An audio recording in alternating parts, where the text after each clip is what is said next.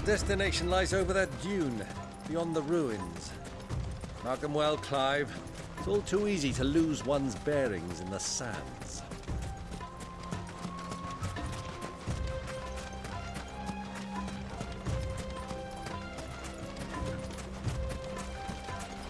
Many years ago, when you were just a boy, you and I rode this way together, accompanying your father on a scouting expedition to Drake's Fang. He let me come with you. I'm not surprised you don't remember. It was just before Joshua was born. You were so eager to be there when your brother arrived that you whipped your chocobo too hard on the journey home and fell from the saddle. I shall never forget how Elwyn fussed over you as you sat in the sand, bawling like a babe.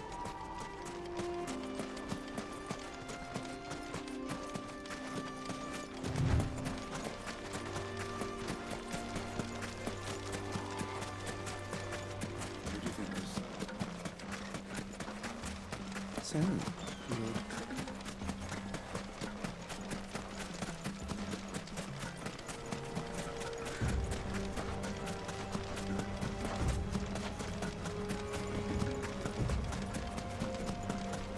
Ah, there she is.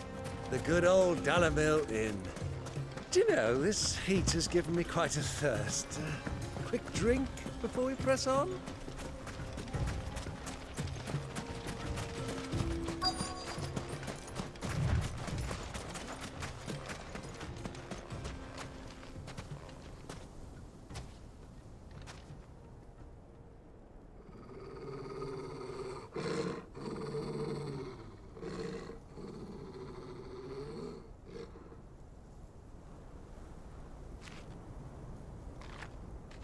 Look, there.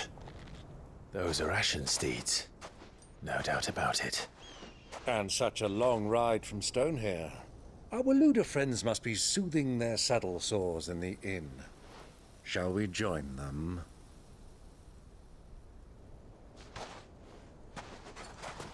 Run along and play now, Torgal. Dogs aren't allowed inside.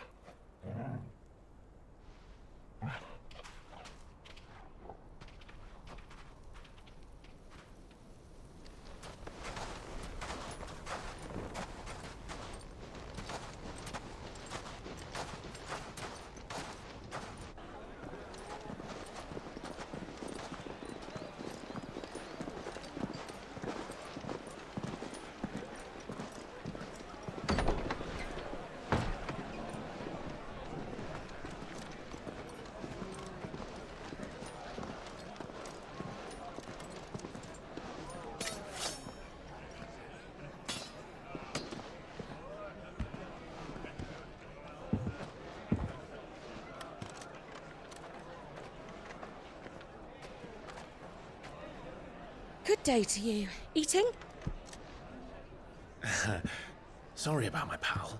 He only talks when his mouth's full. What do you recommend? Well, if you're after something light, we do a fine chocobo soup with lentils and honey. 2 bowls of that, then. An ale. Right you are. Hey, girl! Coming! your pal? Would you rather be my squire?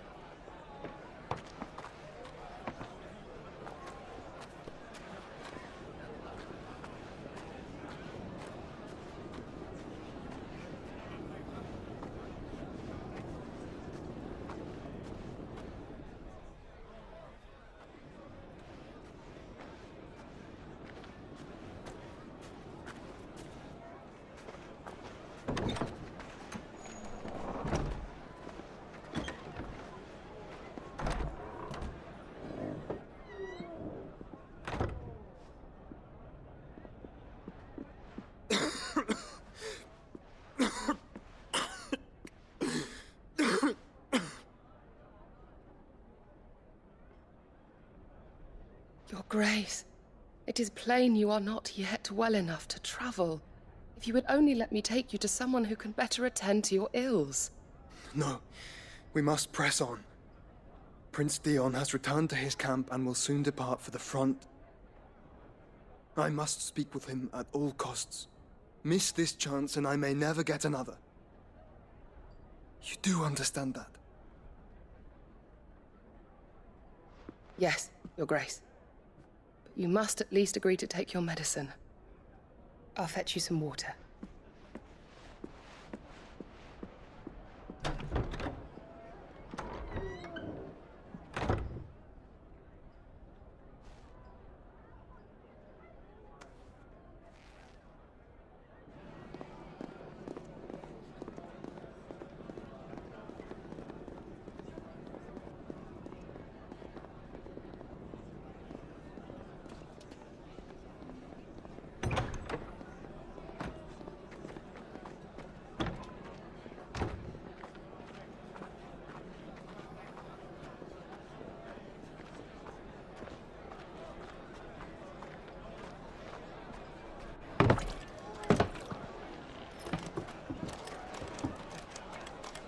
Keep watch, they tell us.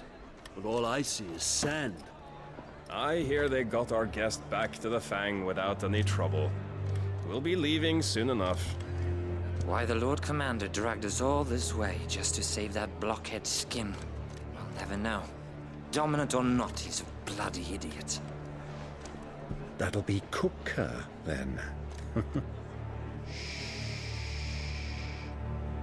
Well, let's get this down us. We've a long way to go. Hey, you!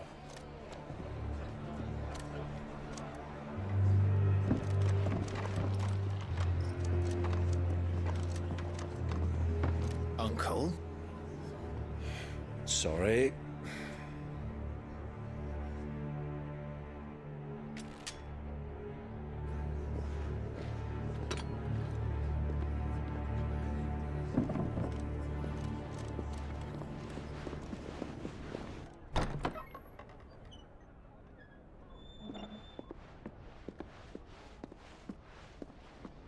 Can you walk, Your Grace?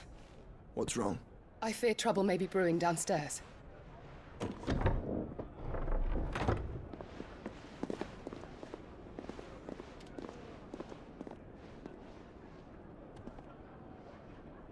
You two are travelers, are you not? Me and my companions are strangers here. Perhaps you'd be good enough to accompany us a while. Help us find our way. Sorry, lads, but we've got business in camera that can't wait. Ah, I'm sure you could spare us an hour or two. Come on. Friend.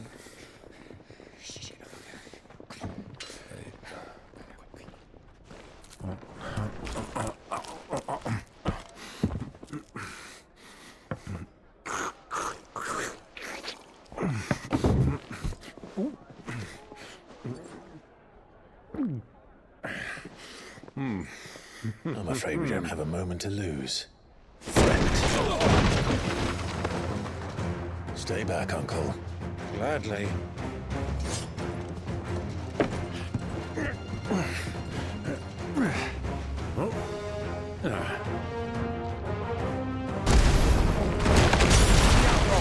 Take him! Try it.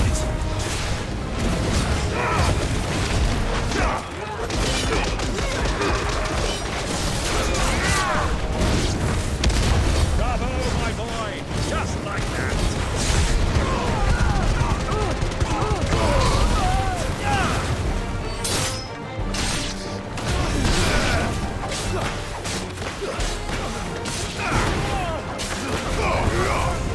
It's you.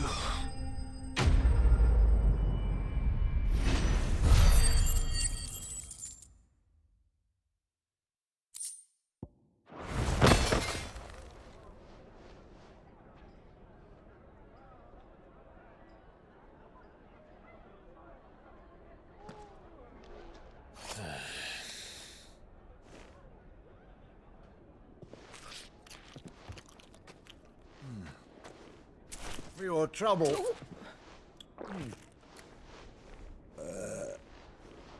Word of advice, miss. That soup could do with a touch more salt.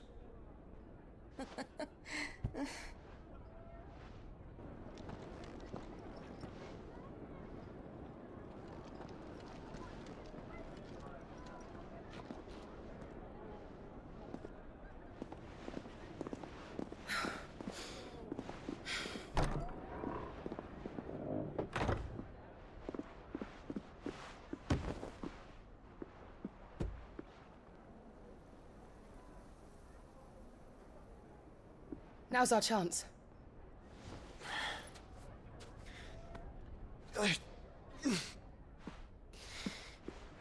Your Grace? I'm fine.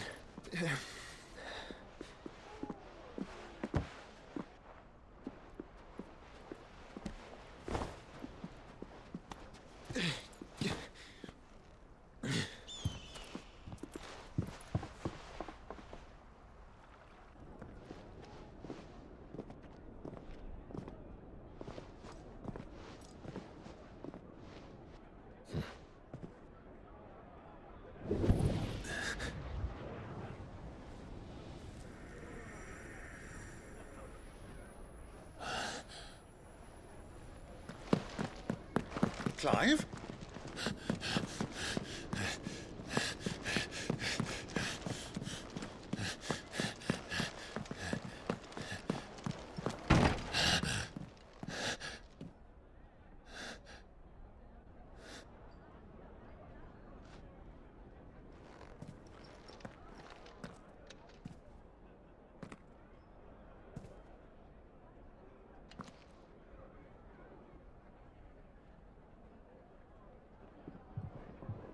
What is it now?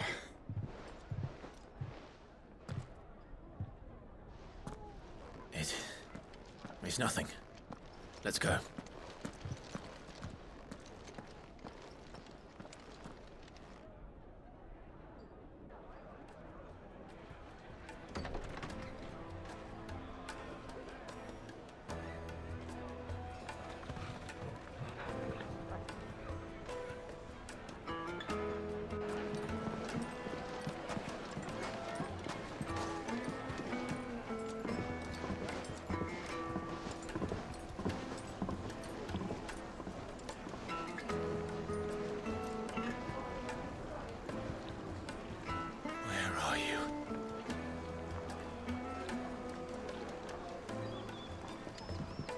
Well, we didn't know where to find Kupka before. We do now. The Royalists said it themselves. Their guest is in the Fang.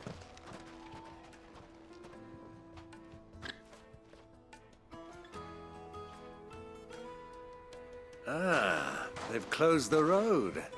And it's the only way from here to the Fang. It would seem Lord Kupka is not accepting visitors at present. We have to get through that gate. Not by force, I trust. We've attracted quite enough unwanted attention already. By guile, then. Perhaps the Desert Hare can offer us her aid. Rosina Dalamil, woman of mystery. But how will we find her? We know naught of her but her name. And that she was working with Sid.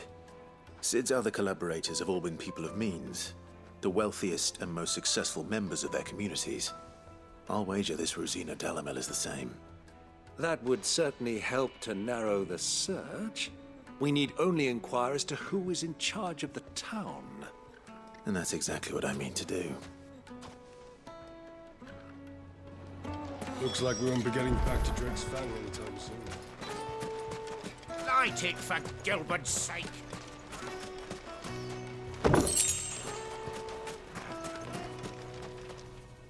Anything I can help you with, travelers? Allow me. My good man, we represent one of the oldest and greatest trading houses of Port Isolde. We're seeking to expand our business in the region and would very much like to make the acquaintance of Dalamil's leading entrepreneurs. If only we knew where to find them. Well, we're best known for our baths, our markets, and our smithies. I suppose you could do worse than start your search at one of those. Thank you. You've been most helpful. Oh, you wouldn't happen to know a lady by the name of Rosina Dalamil, would you? No, I can't say I do. Well, thank you all the same.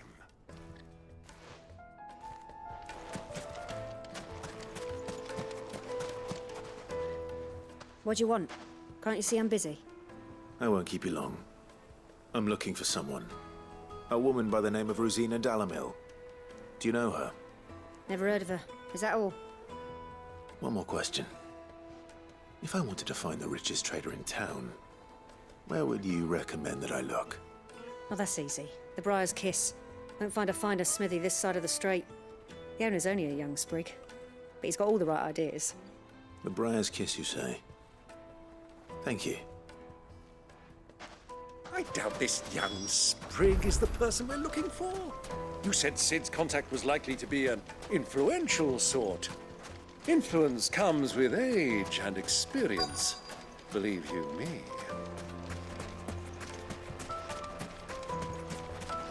Mummy, I want to play with the crystal. Can I help you? Yes, I'm looking for a woman by the name of Rosina Dalamil. A long-standing pillar of your community, I believe, from old trading stock. Then you should ask Ferda. He's been here for years. Knows the place and its people like the back of his hand.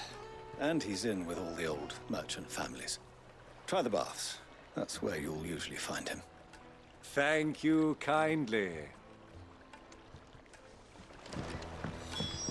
Well, it sounds like we have our man.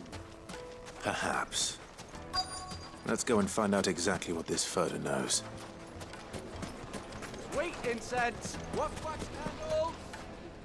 Excuse me. Are you Ferda? I am. Can I help you, travelers? I hope so. You've lived here for some time, is that correct? Do you know Rosina Dalamil? We believe she may be a trader of some renown. And what business do you have with the desert hare? She was a close friend of mine. I was hoping she might be able to help me. Very well. Go to the bordello. I'll arrange an introduction.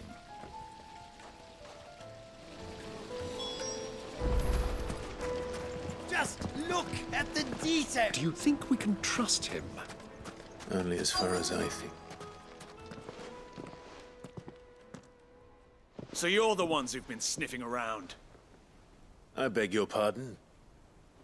Don't play the fool. Stick your nose in our business and you're likely to lose it.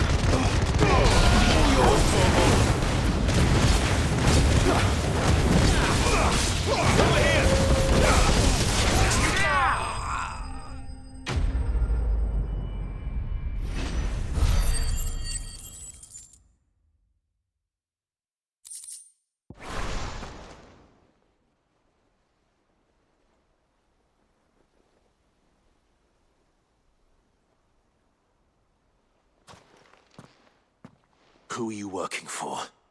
Him or her? Him. The boss. He wanted us to test you. Though one could hardly call that a test. Lord Ferda? Look what the cat dragged in.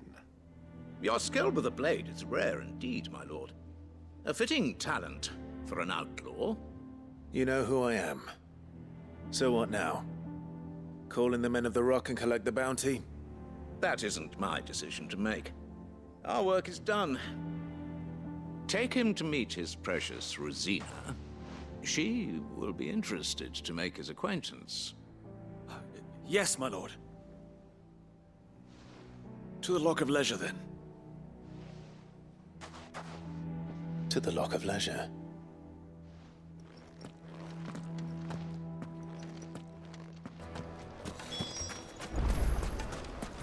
Made from the stoutest stoneware. Kneaded to a silken soft. Take a sniff, good sir. The finest fabric.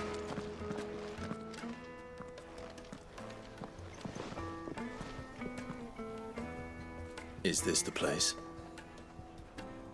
Lubo's Forge. The Briar's Kiss. Ah, so it was the young sprig after all. So much for Rosina Delamil being a woman of experience. How wrong I was. It was an easy mistake to make, Uncle. After all, it must have been years since Sid last saw her. Sorry, him. Whoever this Lubor truly is, he's clearly a man of means. I'd say he deserves our respect. See that he gets it.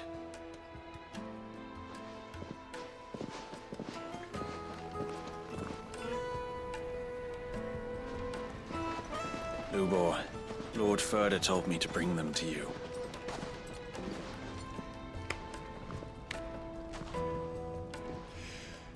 My boys tell me you're in need of assistance. Sid the Second. I won't waste your time. I need passage through the south gate.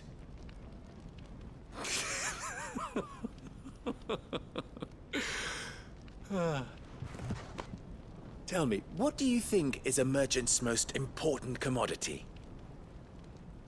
Why, trust. Everyone knows that. Without it, you have nothing. And nothing is exactly what you have. And so, for you, I, too, have nothing. I'm not in the business of helping every lost puppy that wanders in off the street. I'm a busy man, as you can see. Let's leave this mummer to his farce. By all means. Find someone else to help you on your way. Just be sure to tell them you're not the two travelers from the inn the guards are looking for. Don't want them jumping to conclusions, do we? Why, you... So, what do we need to do to earn your trust?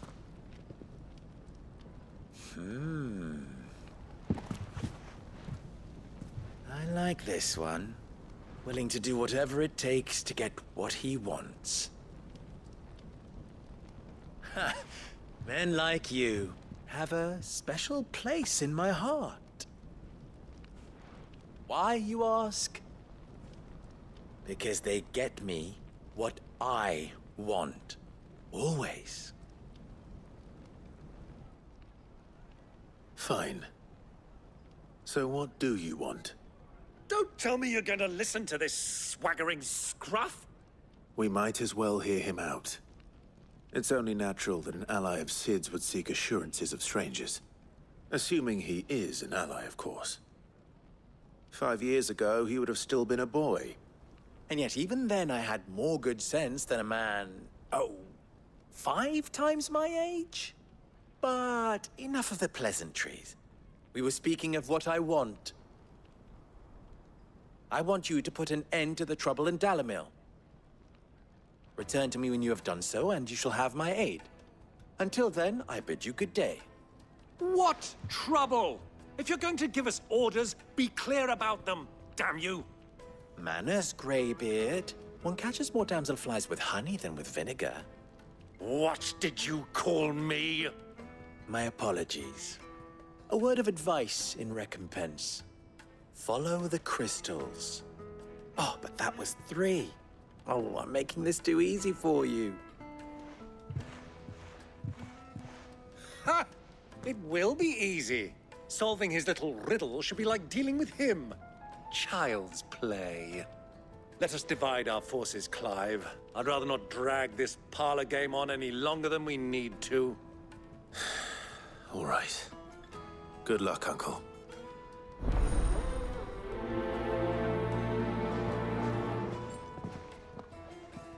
I thought we were the only ones causing trouble in Dalamil.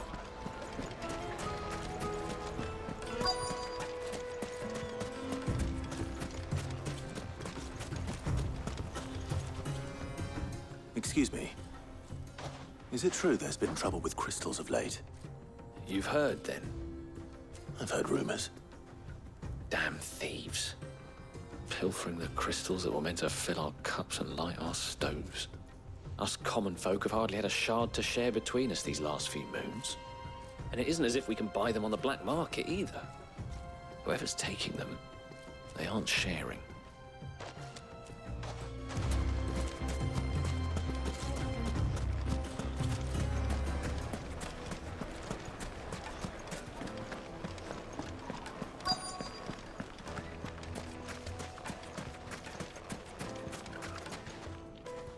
Do you have a moment?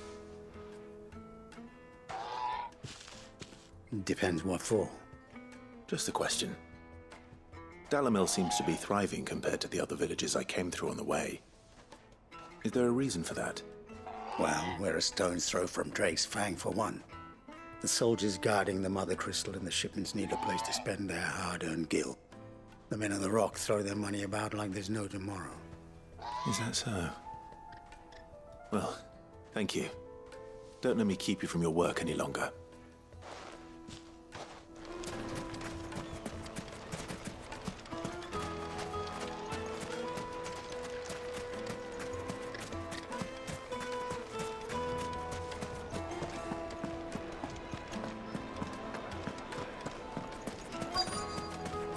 Fresh bread, warm from the oven. You wouldn't believe how much he gave me. What can I do for you, soldier? Need that sword polishing? I'm not a soldier. Ugh, then be off with you. I serve the men of the Rock and the men of the Rock only. You have an agreement with them? Don't be stupid. I just know which side my bread is buttered. Don't want to be stuck under some pauper when they come knocking.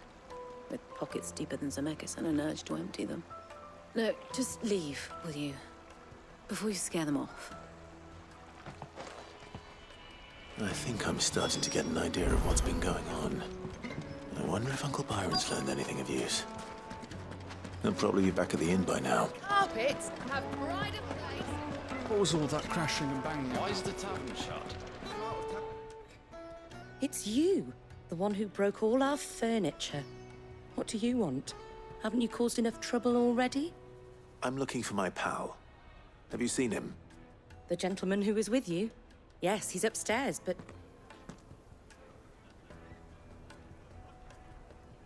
Thank you. I'll go and fetch him.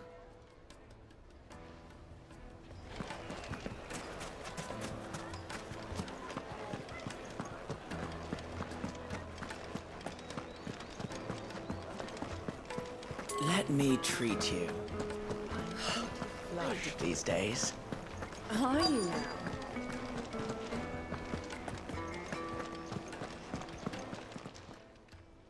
Huh?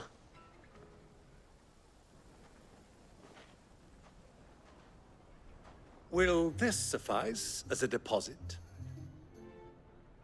By the sands. That's a black pearl. One of the many treasures in my collection that I would be only too happy to part with, should you give me reason to do so. All right. I'm sure that we can come to an agreement, but not here. What are you doing, Uncle?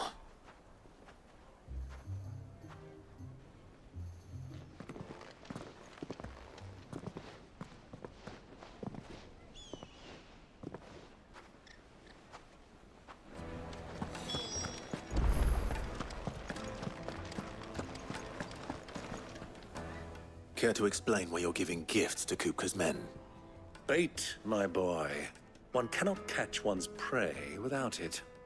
And I do believe I've snagged us quite the quarry. I started by asking around the markets as to where I might purchase crystals. I had no luck, of course. It's forbidden to trade in such things. But my uncharacteristic indiscretion just happened to attract the attention of those uniformed ruffians. They took me aside and said they could procure the crystal I sought if I proved I could pay for it. So the pearl was your proof? I thought they'd ask for more. A second-rate specimen like that would only fetch 500,000 or so. A small price to pay for admittance to the underworld. But enough about my little act of subterfuge. What did you discover? That the supply of crystals has dried up of late. And some people seem to think they're being stolen. Meanwhile, members of Kupka's private guard have been spending money all over town. I'll wager those soldiers you've been talking to have been siphoning off crystals meant for elsewhere, and pocketing the profits. I'll wager you're right. We'll meet with them then, just as you arranged, and put an end to the trouble Lubor spoke of. Ha! That preening popinjay thought this would be difficult. It just goes to show, one should never underestimate a Rosfield. We'll soon wipe that smirk off his face. I arranged to meet with the soldiers in a secluded corner of the Velcroy, far from prying eyes. The perfect place for a spot of double dealing. I trust I can count on you.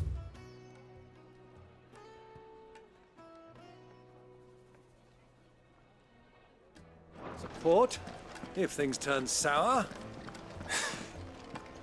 Of course.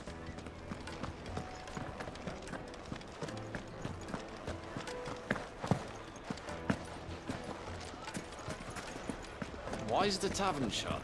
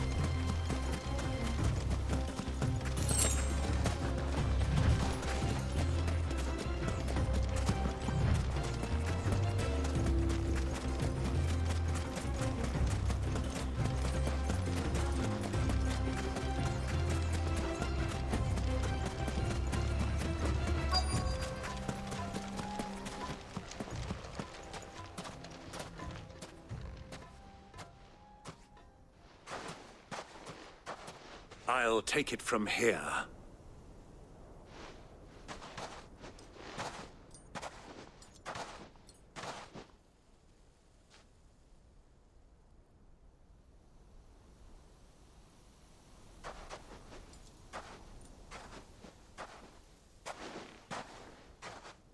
I was beginning to think you weren't coming, my lord.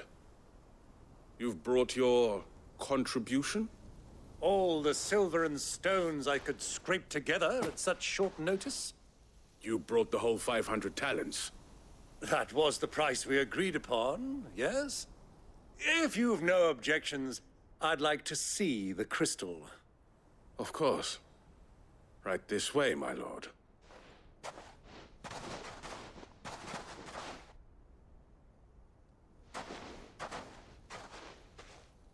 Not bad at all. You weren't lying about the clarity. But what of security? If I were to be stopped on the road, what guarantee have I that it wouldn't be seized as property of the Republic? Because these crystals are no longer the property of the Republic. You're not buying from us. You're buying from them. And we have no more jurisdiction here than you, my lord. But we have ships, and will gladly deliver to a port of your choosing, now that our price has been met. Royalists, eh? What brings you here? Why, to collect their share of Drake's Fang's blessing, of course. Our nations are allies, and so they are entitled to a portion of the Mother Crystal's bounty.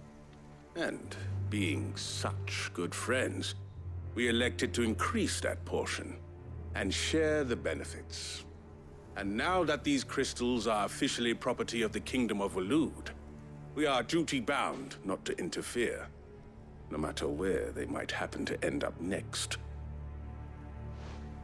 Did you get all that? They're in cahoots!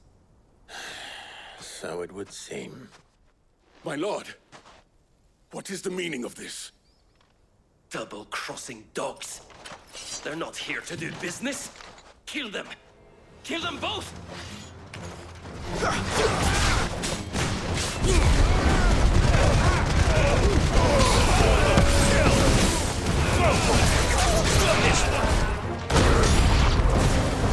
Not over yet, Uncle. I'm just getting warmed up.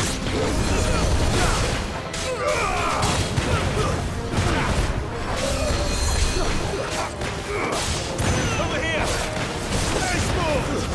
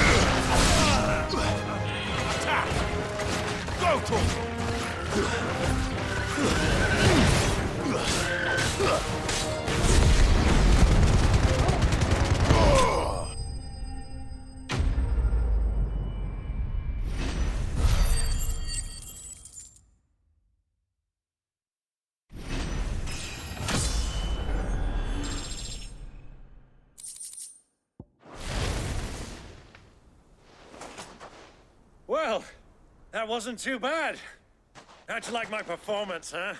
I've often played the villain on the stage. I think I did the role justice. Don't you? Greybeard, you were magnificent.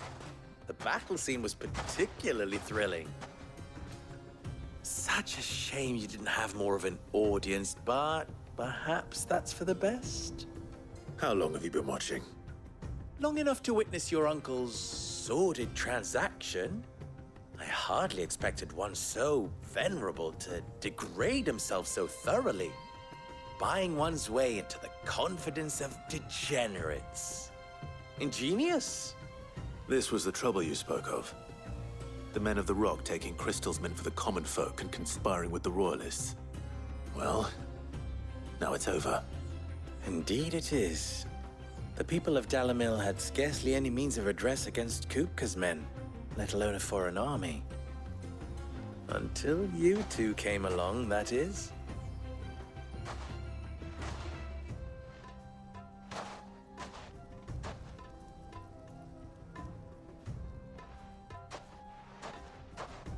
Well, we'd better get these crystals back to town. You won't mind waiting with them while I fetch a wagon.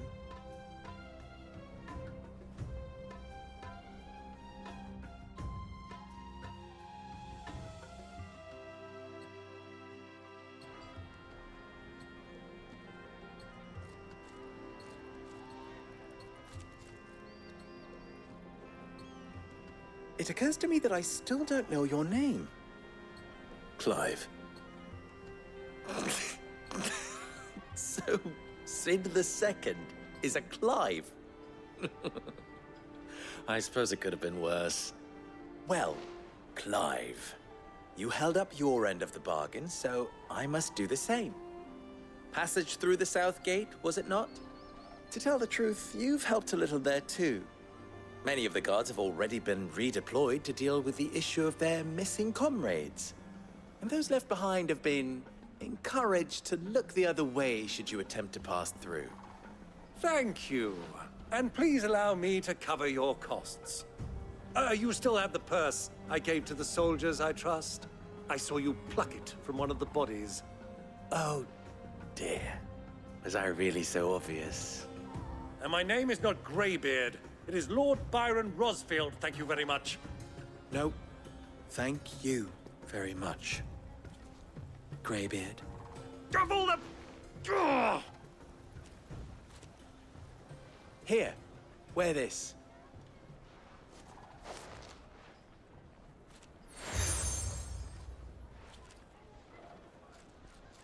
Any friend of mine who sees you with it shall be a friend of yours. Thank you, Lubor. And please, feel free to send one of my Stoluses back to your people. Tell them that Rosina Dalamil is back in bed with Sid.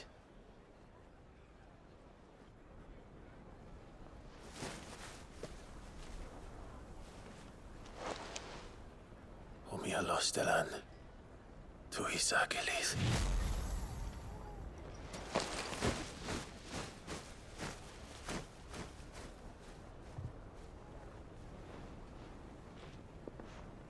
I'm trusting you, Sid. Or should I say, Clive? So be sure not to let me down. I have a reputation to uphold.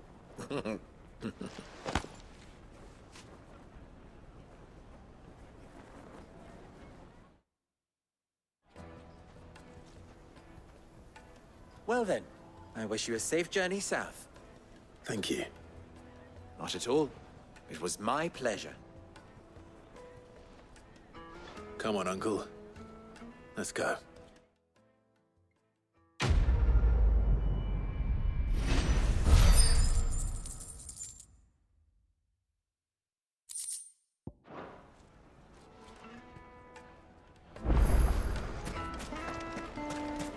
Is it true what I'm hearing?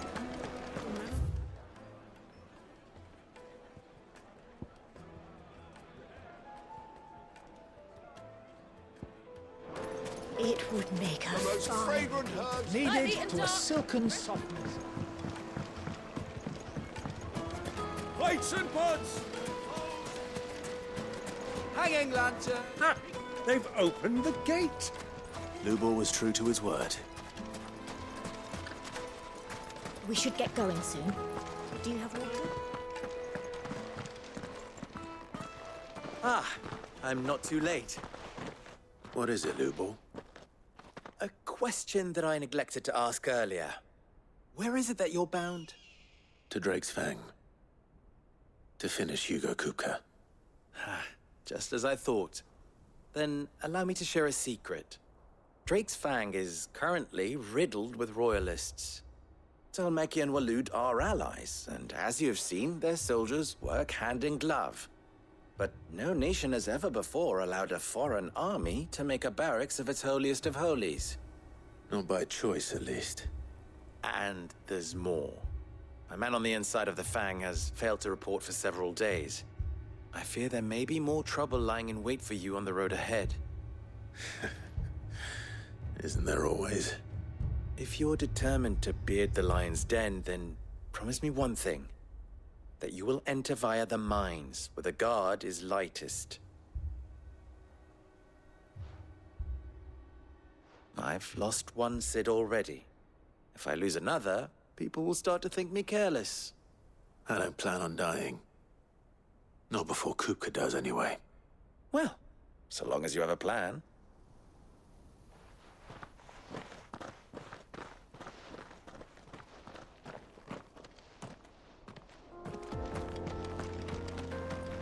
Drake's Fang should be just beyond these springs. Shall we press on? Come on, girl, the gate's open now, we can press on.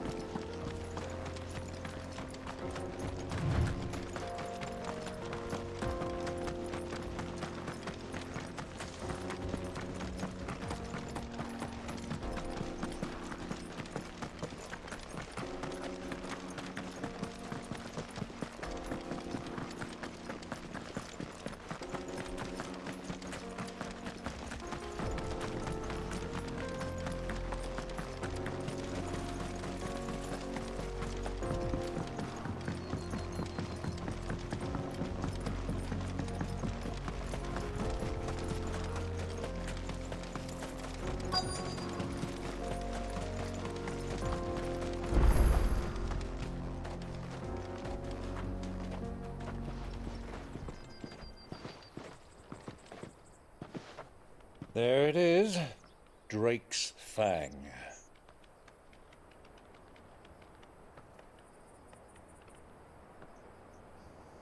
Kupka will be hiding inside.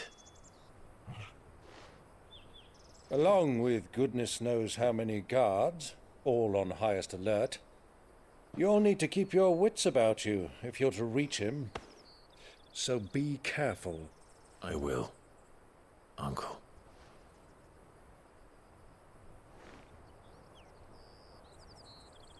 Before you go, Clive, allow me to apologize.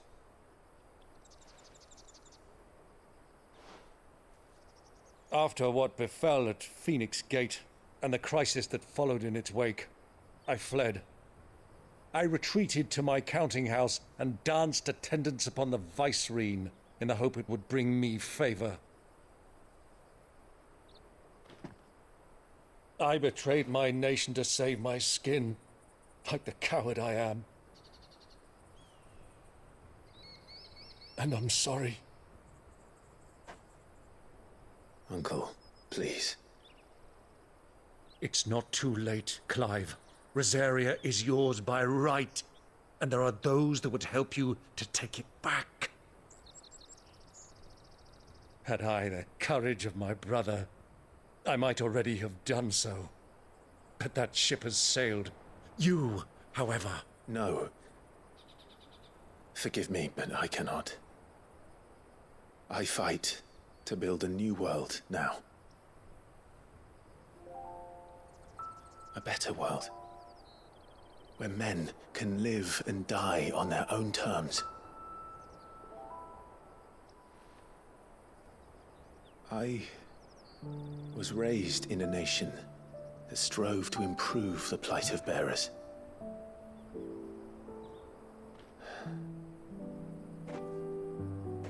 Only later did I realize that spark of freedom did not arise by chance, but was kindled by my father.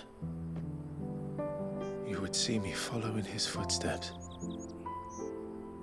And that is exactly what I mean to do. Not by ruling Rosaria, but by extending his ideals to the whole of the twins. Though every soul in the realm may judge my actions heresy, I am certain my cause is just. You really are just like him, you know?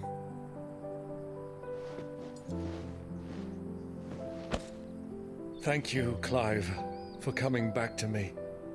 I am proud to call you nephew.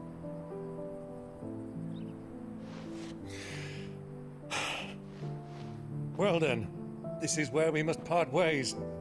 Wish me luck in convincing my Canvarian friend to share his considerable talents. I mean to plunder his coffers and prove myself worthy of a place in your merry band. Till then, my boy. Till then, go safely, Uncle. And you, nephew. We have much to catch up on, you and I. I shall expect you to regale me with the tales of all your adventures when next we meet. You can regale me too, Torgal.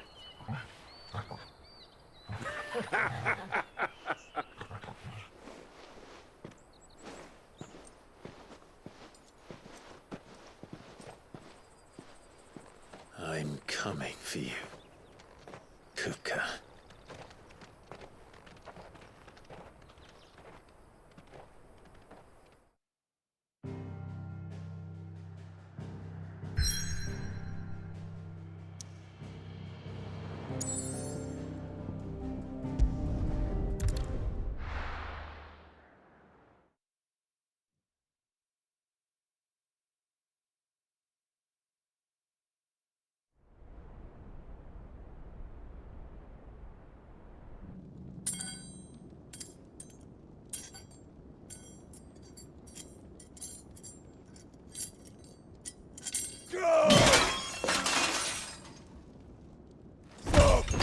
Fuck!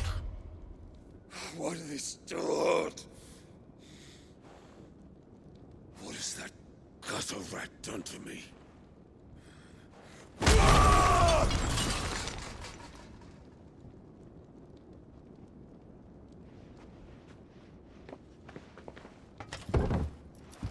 Out of my sight, wench! I'll kill you, Rossfield! I'll rip out your heart! I'll tear you limb from limb! Peace, Hugo. The table shan't hurt you any longer. He sought to humiliate me. Me! If you hadn't interfered, he would be dead! You truly believe you would have triumphed had the battle continued? Titan would have ground him into dust! And how would he have done that without his head? Shut up! You weren't strong enough, and you call yourself a dominant. Or rather, you did. You mock me, Harbert.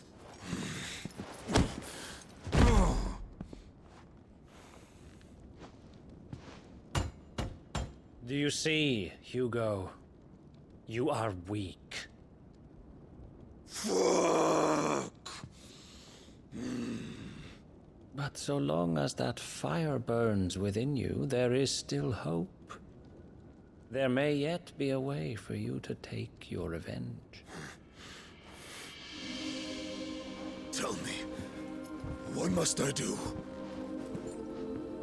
Please, I'll do anything. Just tell me.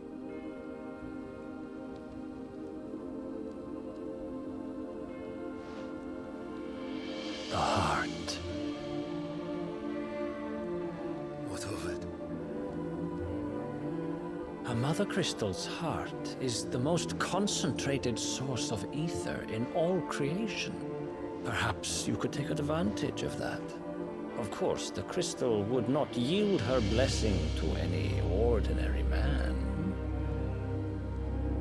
But then, you are no ordinary man, are you, Hugo?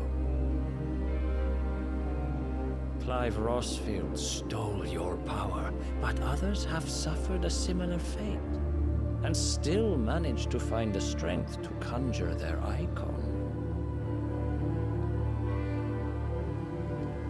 Like Benedicta Harmon. She too drank of the ether and gained a power beyond human understanding. She did.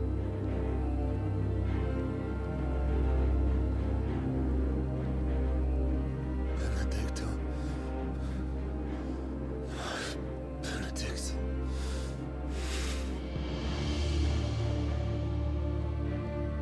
I'll do it. My love. I'll avenge you.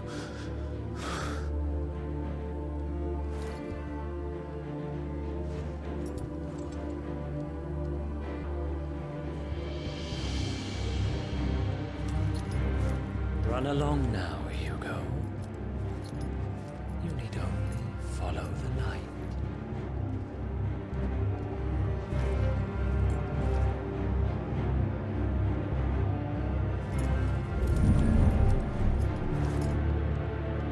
Muthos is here. Very well. It shall be so. You may leave everything to me, Your Majesty.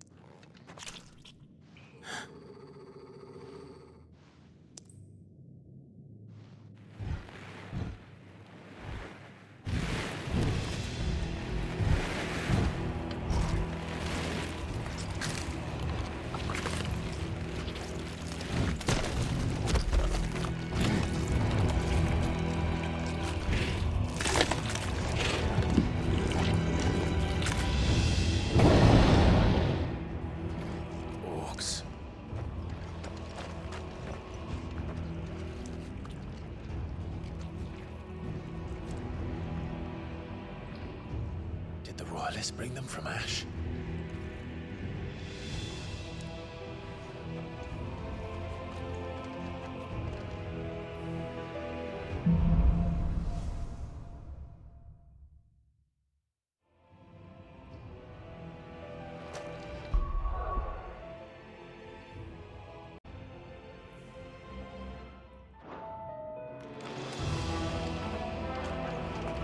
Are the beast then part of the Waluda army now? How the hell did that happen?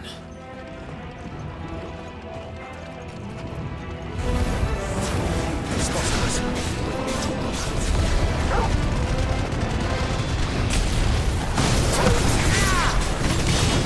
This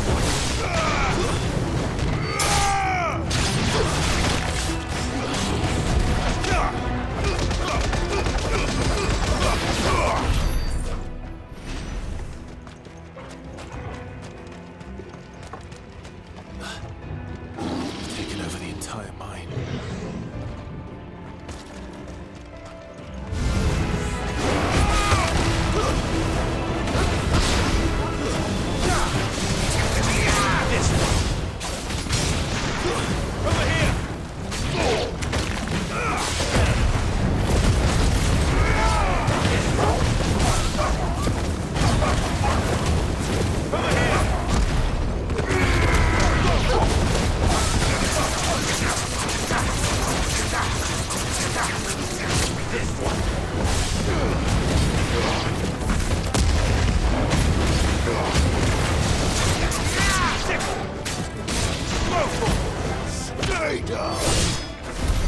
So much for the men of the rock. Dhalmekia's finest.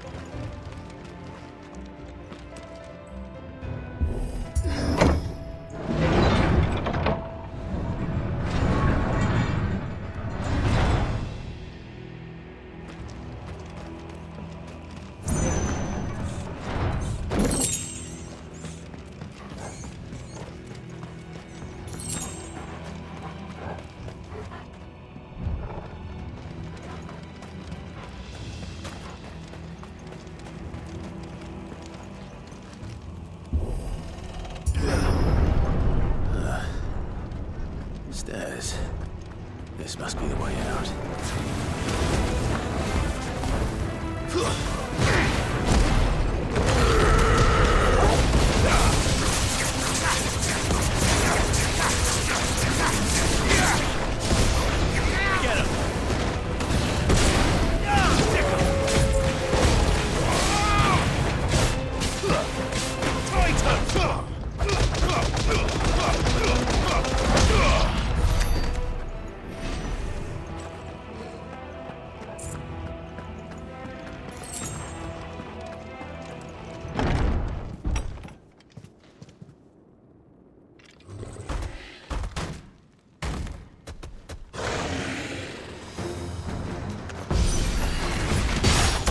Sneaking past this one. How did they get in here?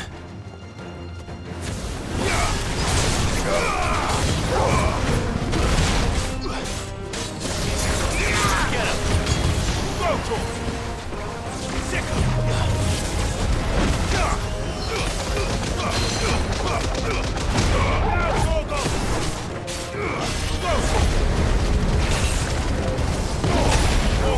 Kill!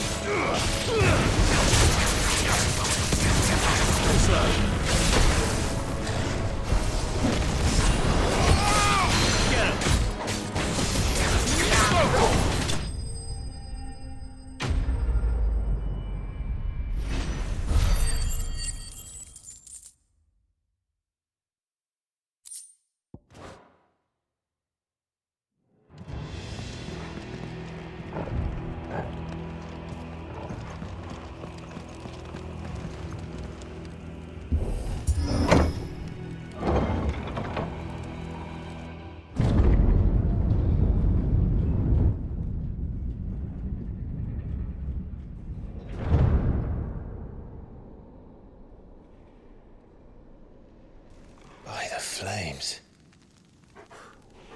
Come on, Torgal.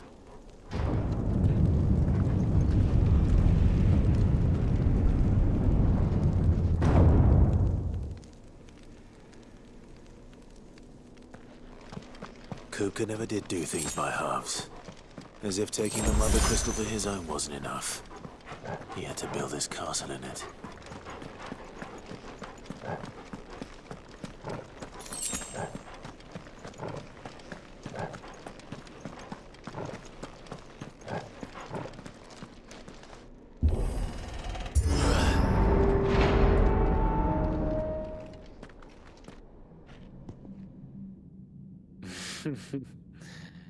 Let the trial begin.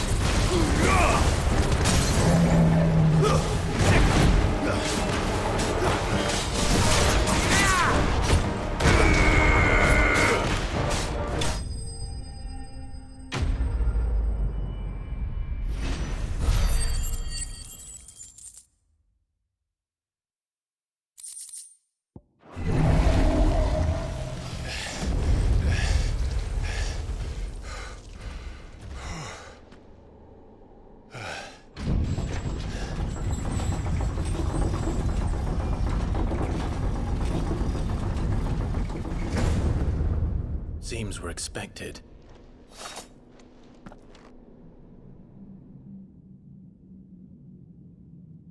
So this is the power of Mythos.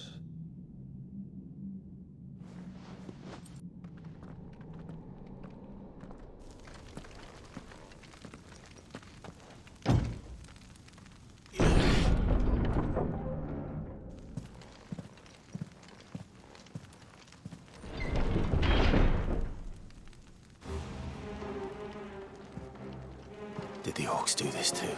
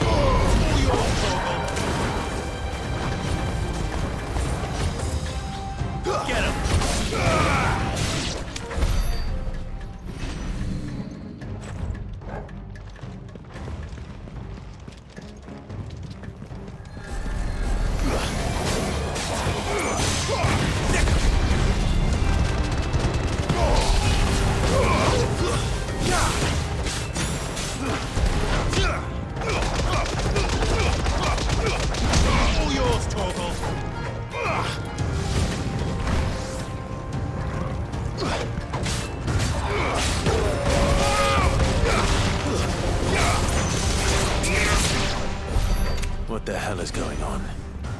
Are these things here for me? Or for him?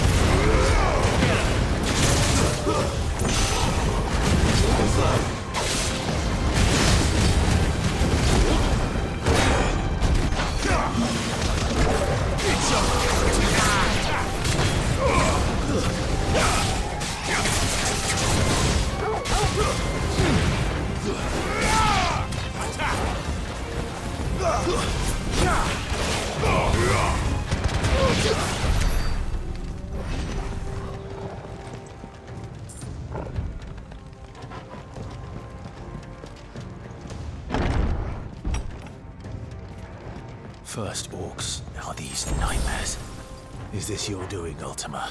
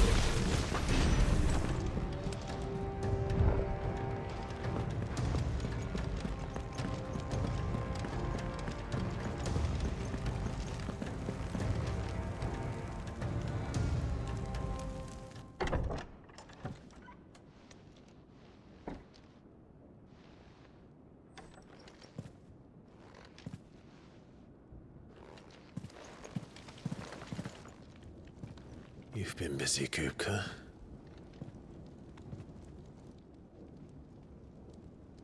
But where did you go?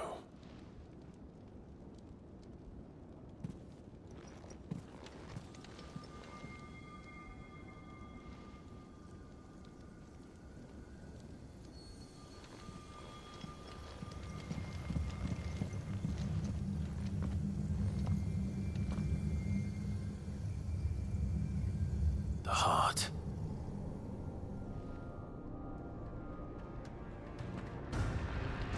He's in the sanctuary. I can feel it. Come on, Toggle.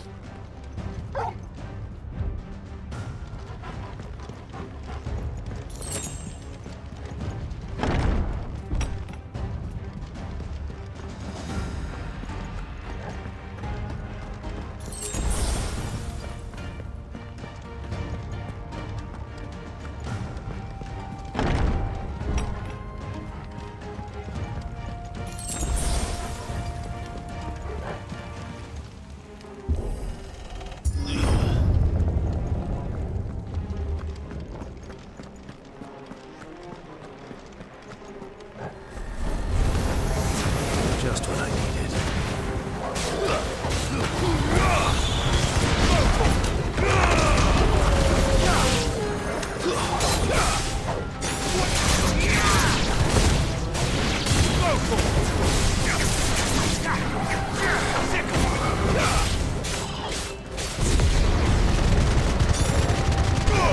All yours, Toggle.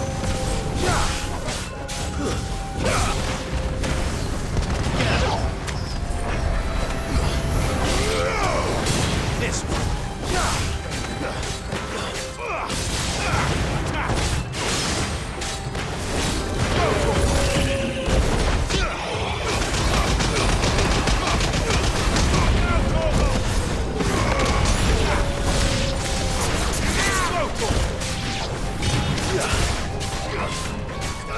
This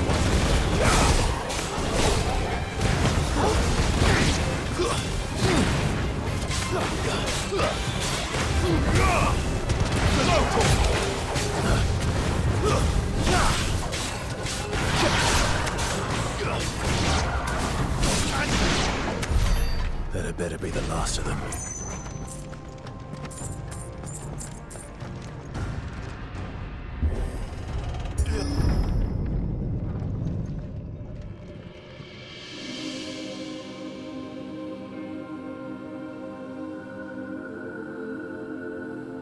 Benedicta, my everything.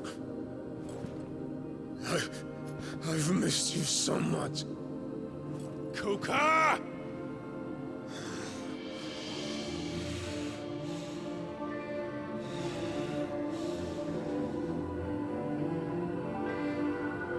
I swear to you, my love,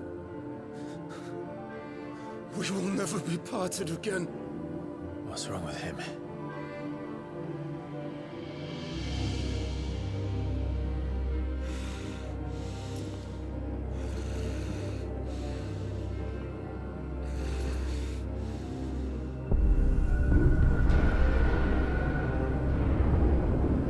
You got away from her!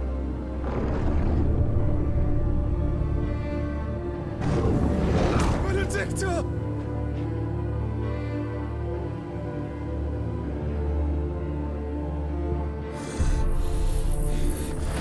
I'll kill you, Roswell!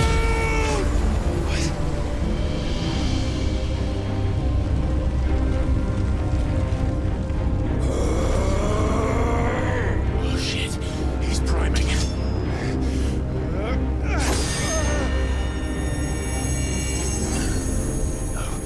Not now.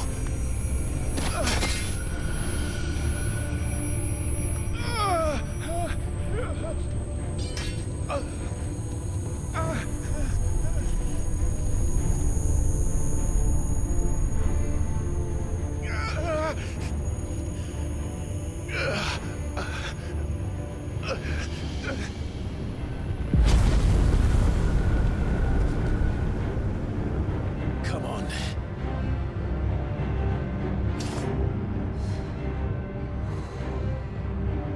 Find him. You've done this before. You can do it again. Let the flames burn within you. No. Let them burn without. Come to me, Ifrit!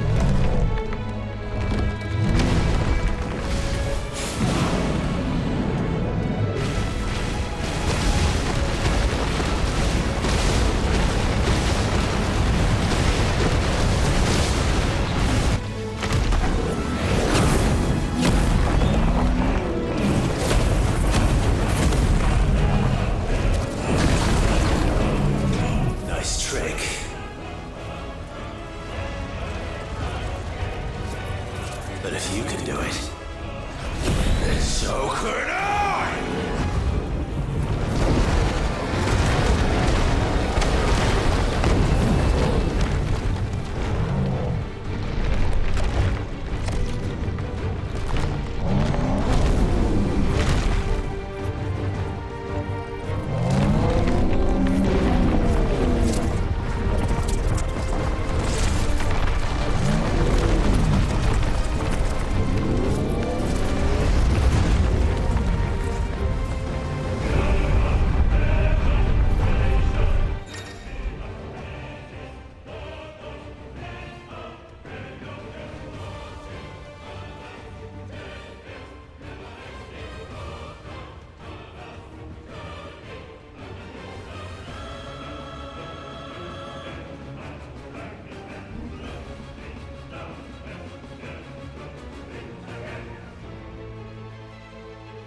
Let's give this a try.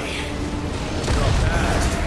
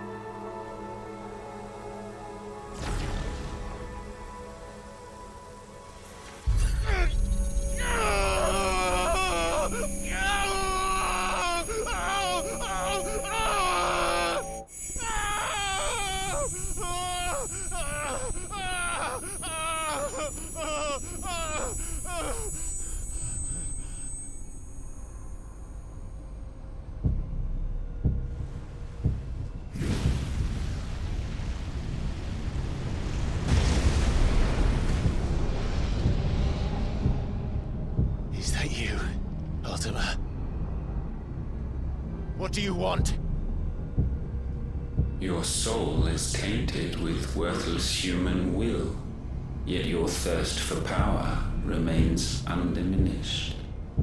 With every sip you take, you grow in strength, and soon you shall achieve perfection. I don't know what you're talking about. You will accept us, Mythos. It is inevitable. You were created for this purpose, and you shall serve it. Never!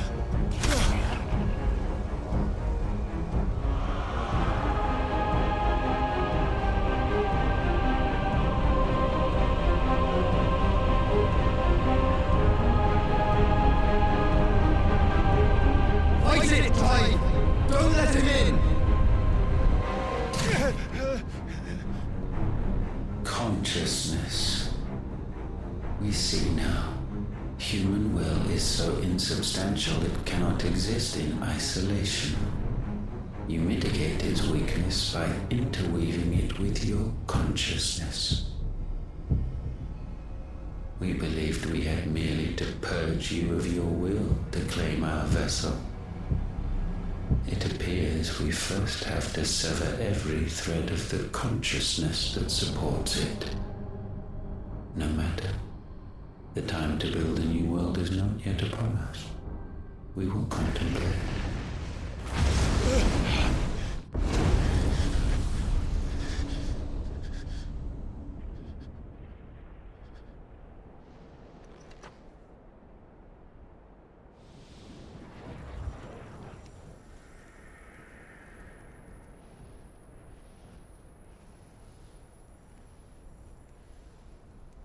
Thank you, Joshua.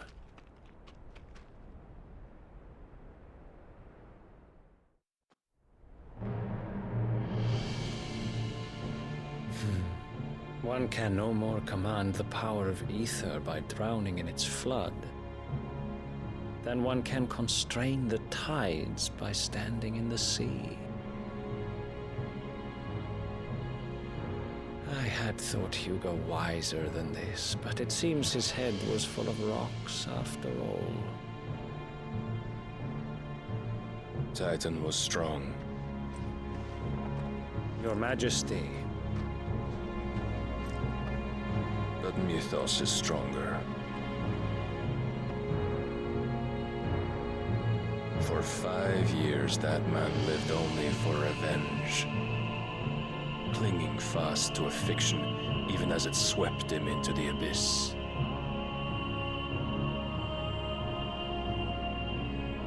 One cannot change one's nature through force of will alone. Only the Almighty can do that.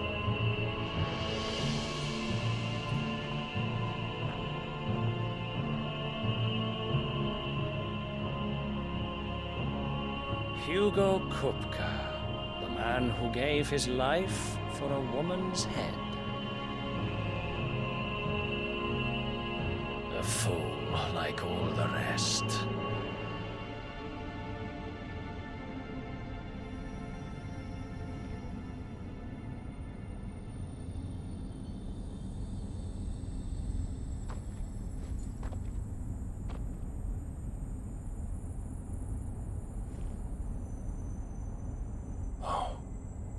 That the death of a mother crystal should be so beautiful.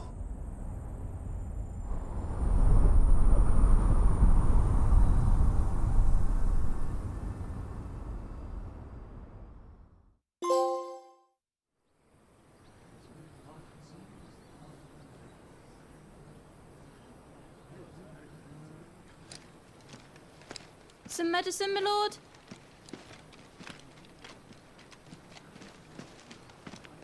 I have salves, potions, anything you need. Stop bothering me, urchin, or you'll feel the back of my hand.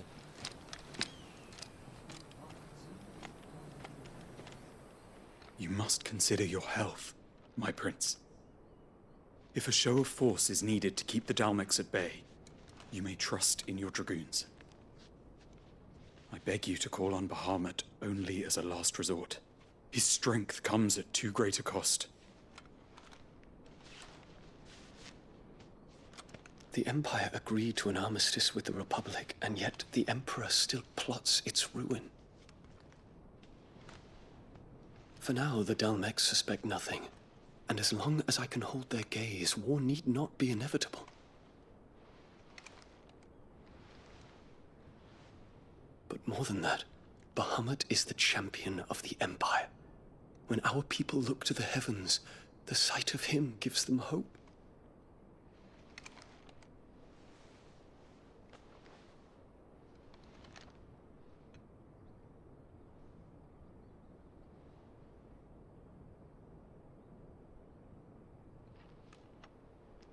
Forgive me, Terence.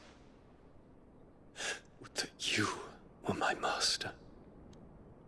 But alas.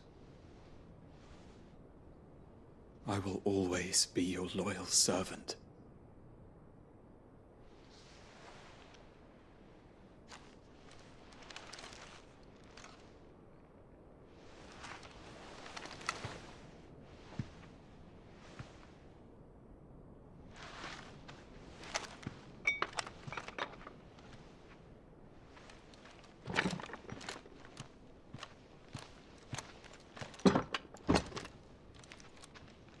Should the Council's brazen maneuvering prompt the Republic to tear up their own treaty and launch a new assault, our soldiers would advance to meet them, cutting across the Central Isles, but not in time to prevent their forces from breaching the southern defenses and storming Twinside.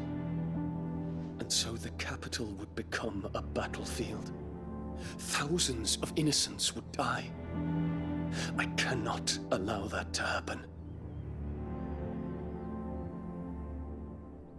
There is one small mercy, at least. You will not be forced to do battle with Titan.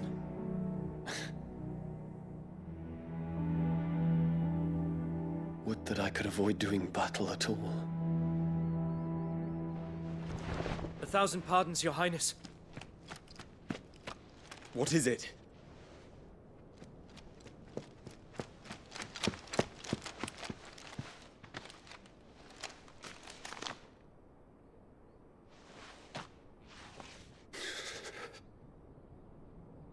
Olivier has been made Emperor. What is the meaning of this? My father's orders. What were they? Quickly! Yes, Your Highness. His Radiance requests that Your Highness maintain position here and... Ah!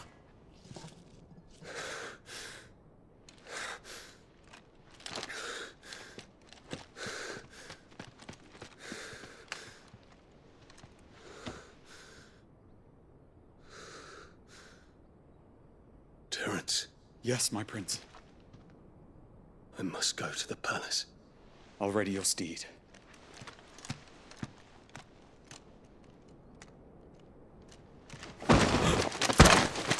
What is it now?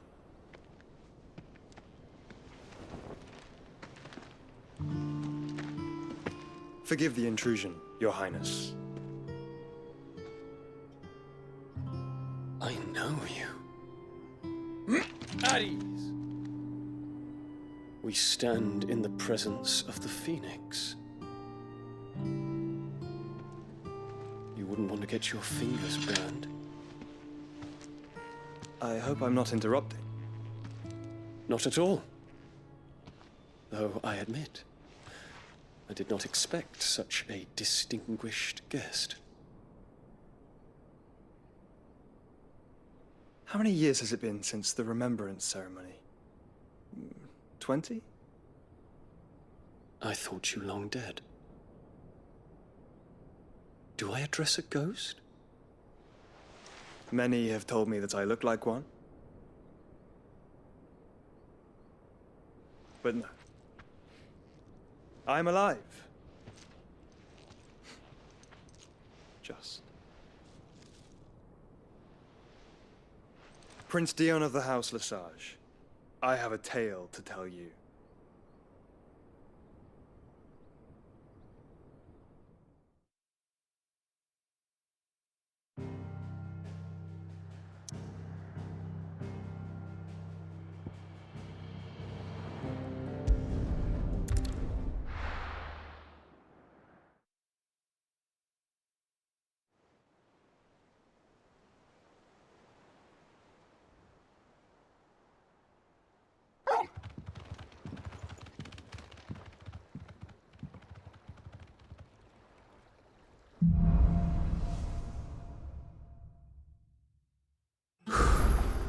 I'd better give Otto the good news.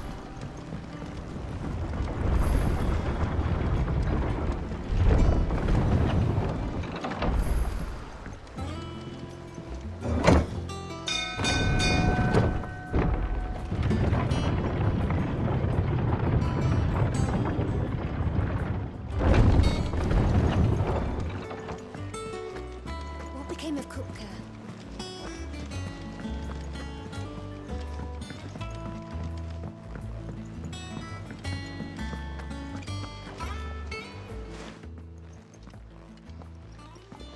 Clive, you're back. I am. And with glad tidings for once. Hugo Kupka is no more. Well, I'll be. All of our comrades who lost their lives back at Sid's place be smiling down at you right now. We had a stolus from Lubor saying Drake's fang had fallen. I expect that was your doing as well, was it? It's a long story. One for the history books, I'll bet. Welcome home, Clive. It's good to be back. You look better. I feel it. Which means I'm coming on your next little adventure. You're not leaving me behind again. Wouldn't dream of it. Otto, any word on the Royalist movements since I've been away? Shouldn't you be putting your feet up? If you really want to know, go and have a word with Vivian. Thank you. I will.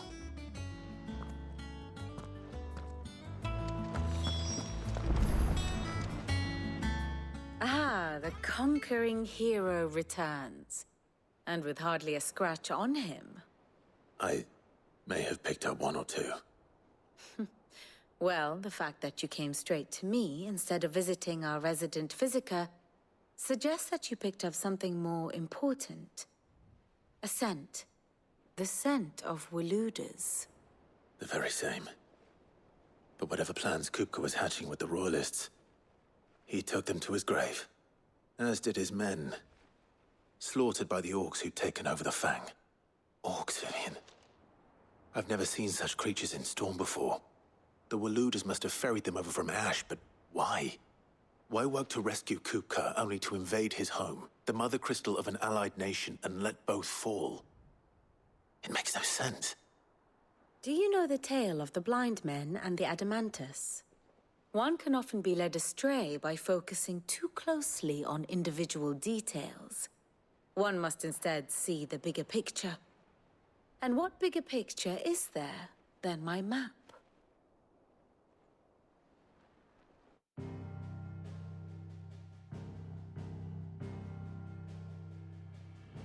The Kingdom of Waloed claims dominion over all of Ash. It is a nation forged by the bloody conquest of Barnabas Tharm, the dominant of Odin. The Canvarian War of Independence in 849. The Battle of the Twin Realms in 865. The Battle of Belinus Tor in 873. Wheresoever his armies fought, Odin was found where the fighting was fiercest. But of late, the warrior king appears to have laid his sword to rest. Battle rages for control of the crystalline dominion. Yet Tharm sends not a single ship in support of his Dhalmekian allies. Meanwhile, the Blight ravages great swathes of Ash. Yet warlike Waloed shows not the faintest interest in laying claim to untouched lands. So why go to the trouble of sending an army of orcs into the heart of Drake's Fang, only to make no attempt to claim the Mother Crystal for Waloed?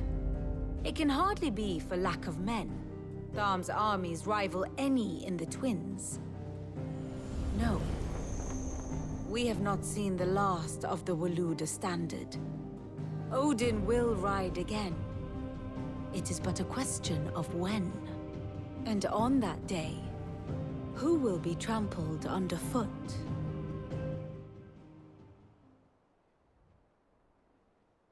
In summary, I know not to what end the Royalist betrayed Kupka. I know only that it is part of some broader scheme. A scheme tied to the ambitions of one man. King Barnabas. But there is no need to wallow in confusion. If one is to cure a sickness, one must first identify the symptoms. And your Lord Uncle has volunteered to do just that by keeping an eye on the Royalists' movements. He's really throwing himself into this. Indeed he is. Which means all that remains for us to do is await his reports. Well, not quite all in your case. The people of the Hideaway must hear the news. Justice has been done. Hugo Kupka is dead.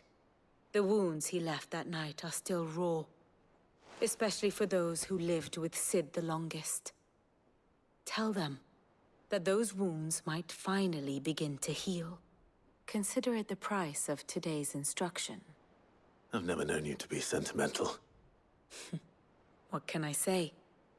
I am only human. And we are, all of us, sentimental animals at heart. I suppose we are. Very well. I'll go and spread the word.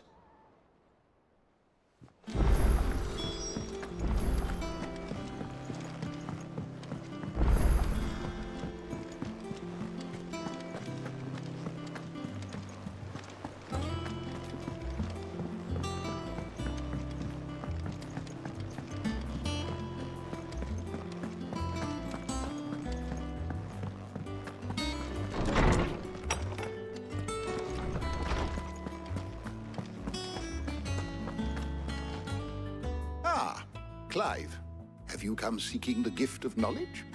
No. To share mine, actually. Hugo Kupka is dead. Oh my. Can it really be true? Look, he's crying. He is. The big baby. And with good reason, children. These are tears of joy. We must offer up a prayer to your parents that the heavens might weep with us. There shall be no lessons today, only thanksgiving and merrymaking. Go, put away your things. All right. Brilliant.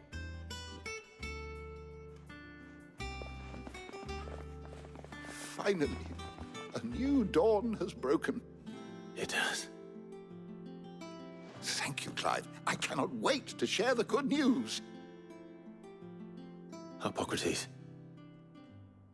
After Kupka fell, Ultima came to me. I need to know what he is. Have you learned anything?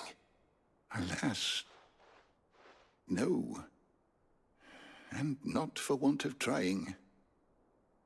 I have scoured nigh every historical tome in our collection and found nothing. Not even the sort of conspicuous absence that might suggest a concealment of fact. One is almost tempted to conclude that such a creature never existed. But I saw him. With my own eyes. I don't doubt that you did. Alas, it seems you are the only one who has. To others, he reveals naught. We see only that which he leaves in his wake. Like some terrible force of nature beyond the ken of mortal man. A bringer of death. Whether the Ultima you met with was the being itself, or merely another projection of its power, I know not. But until I do, my investigations shall continue. Thank you. It means a lot.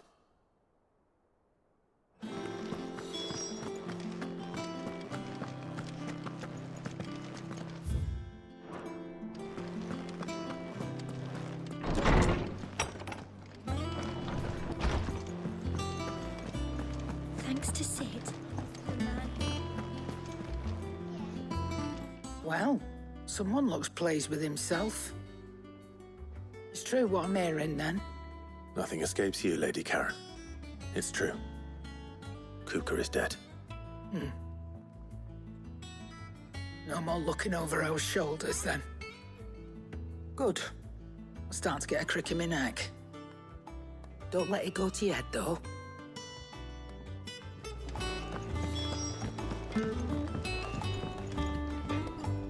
Blackthorn, do you have a moment? What is it? I'm busy. I wanted to tell you that Hugo Cooper is dead.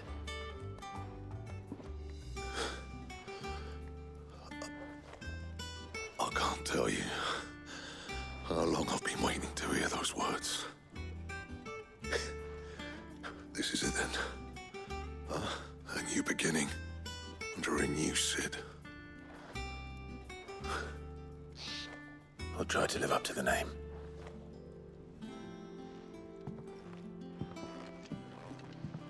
Right. Let's see if Otto has anything else for me. You should. Okay. It's no joke.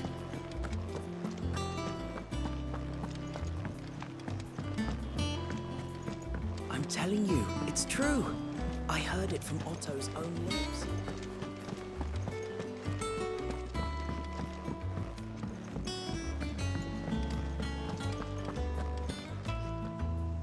You barely sat down since you came home. Vivian got you running errands or something? Just spreading the word.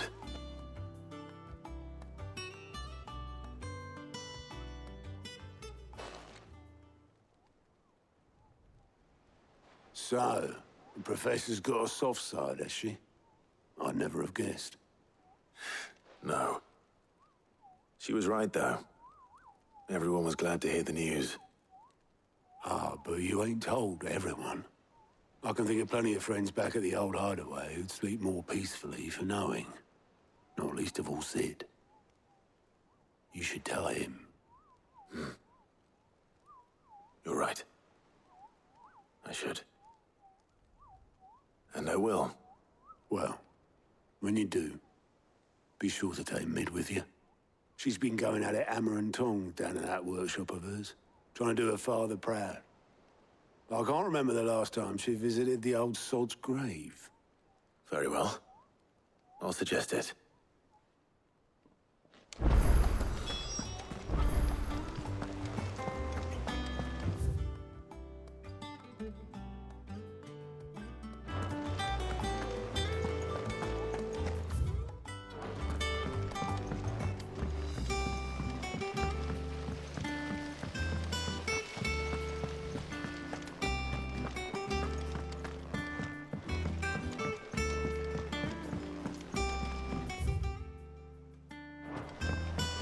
Editors started reading books that don't have any.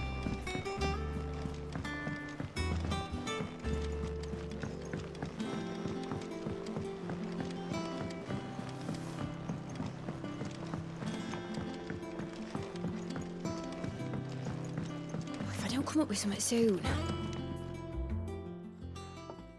All right, Clive? What do you want? I'm going to visit Sid, and I thought you might like to come with me. Sorry, I'm too busy for all that right now.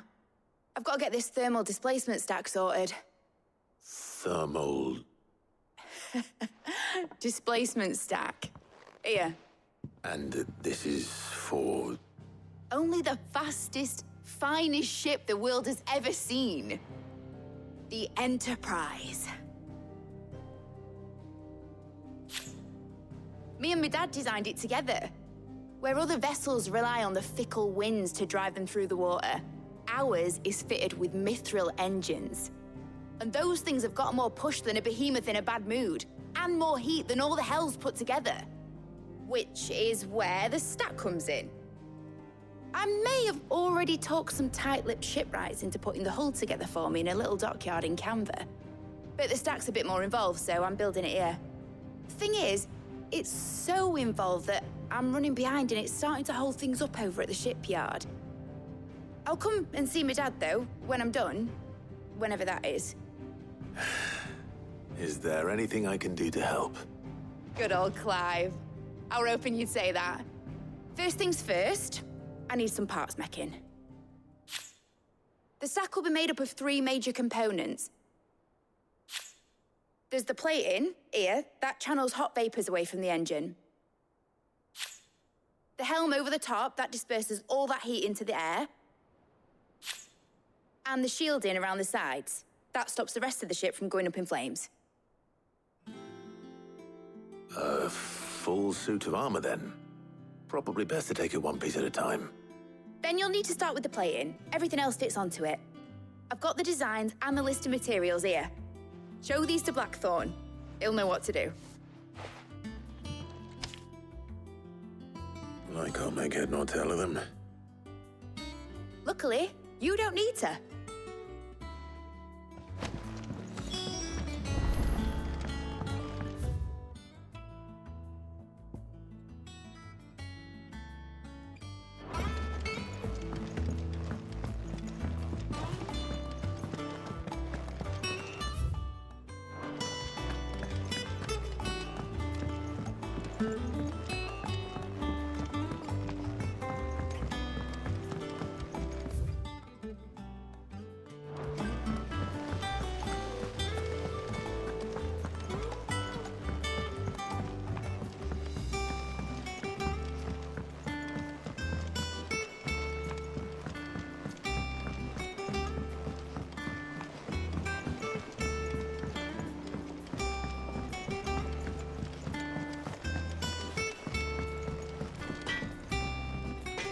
Blackthorn, can I ask a favor? Out with it. It's for Mid. This my last chance to say I'm otherwise engaged. Spare myself the arseache. Go on then. What is it this time? She said you would know. Here.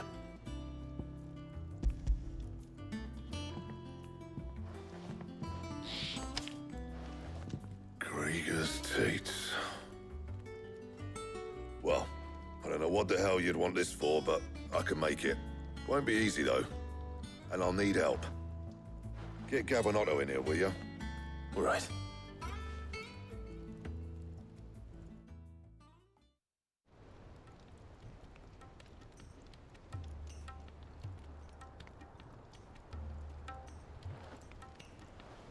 So Mid's roped us all in here again, has she? Typical. Still, if that's what it takes to get her to visit Sid's grave, I'll do what I can. And, what is it we need to do, exactly? Take a look at this. It's this plating. The usual sword grade steel won't work. We need something that can get very hot, very fast, and still keep its shape. That means an alloy. Something that won't break or buckle at the temperatures she's talking about. Which is where you lot come in. I need materials, and I've got my work cut out already. You'll have to fetch them. Now, there's a special kind of sand I'm after that you can only find out in the Velcroy. Stardust, they call it. As for the rest of the stuff, my usual supply should have it in stock. It just needs buying and bringing back here. Well, we'll get it done quicker if we split up. One of us should probably give you an hand coat in the sand.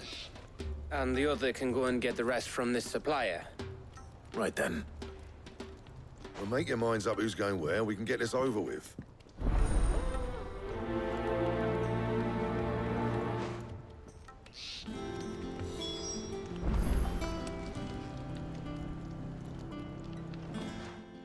You going after the Stardust then, are you? Which one of these two lucky souls is going with you?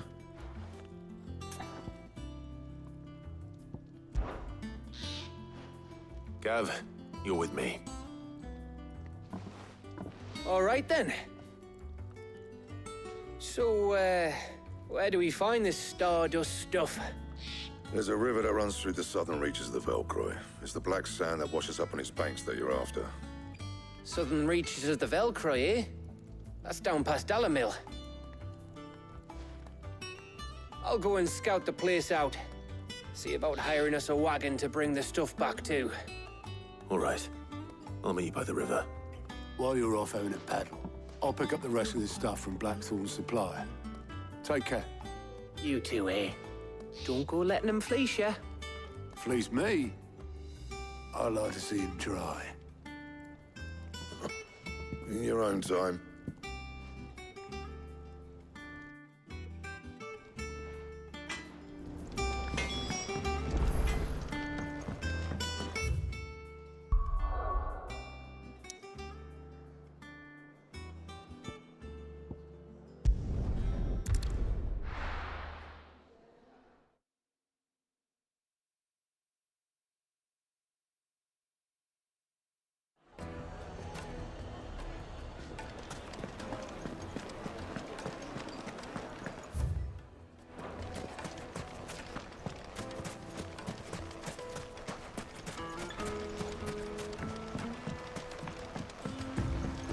Looks like I found the river. Now where's Gav?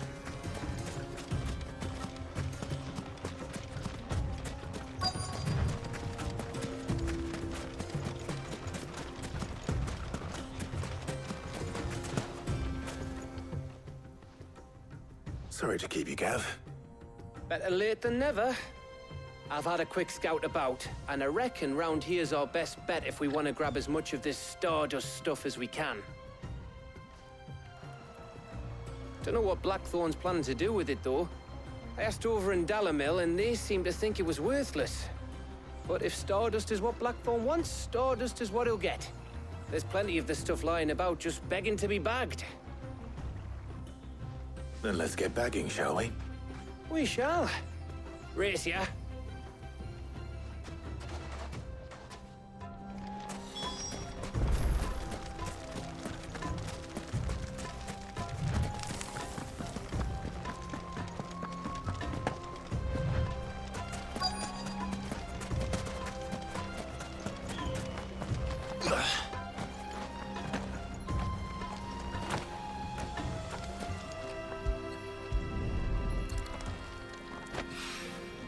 So this is Stardust.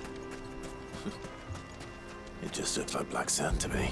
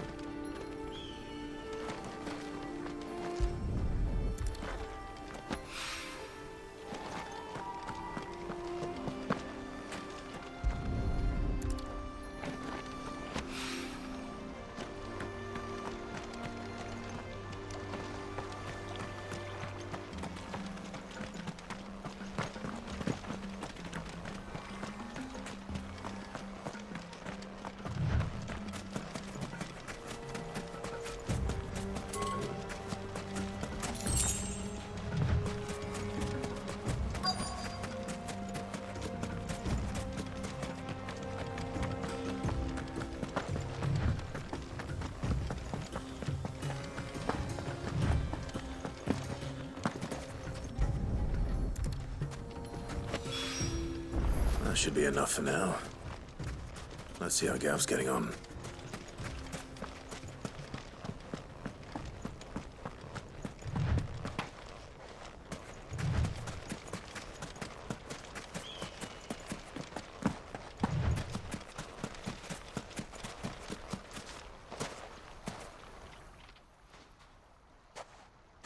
You finished? How much did you get? Enough. I hope.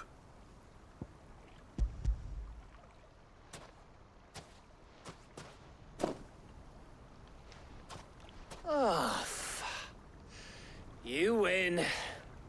That might even be enough for old Blackthorn. Hey, before we go, do you mind if we have a chat?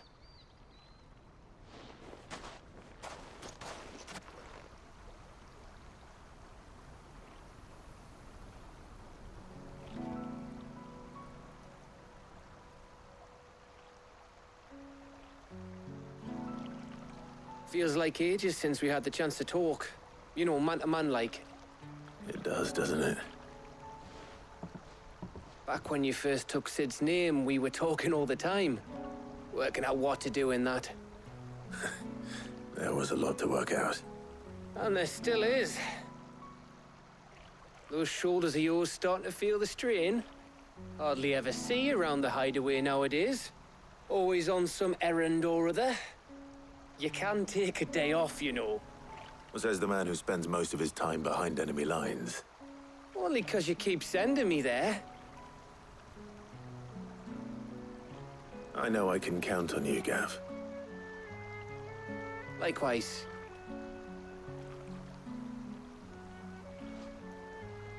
So you keep sending me wherever you need to, and I'll keep going. Safe in the knowledge that I have a home to come back to. Thanks to you.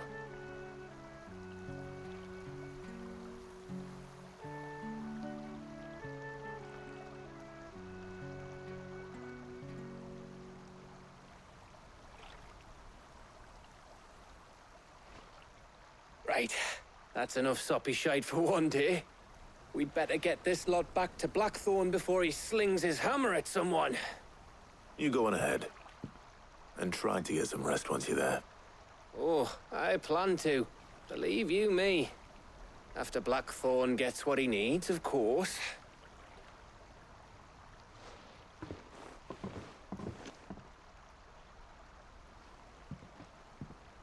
Right. Ready to go home, boy?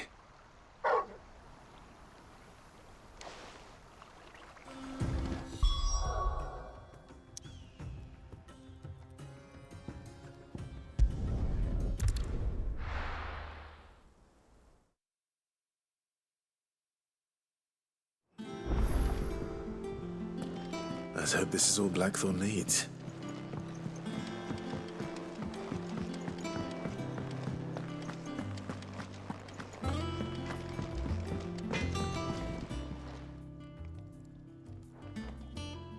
Blackthorn, got everything you need? Yeah. Yeah, I do. Cheers for the stardust. Should be enough to be getting on with. We should go out on maneuvers together more often. Or beat sneaking around on your tud all the time. I'll make a start on putting this thermal plating together then. It'll take some time, mind. So if you've got other things to be getting on with, I could do without you breathing down my neck. Thank you, Blackthorn. I'll let Mid know construction's underway.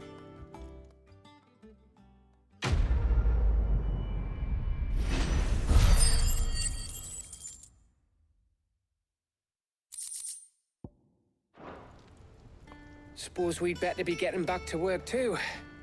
Give us a shout if you need anything.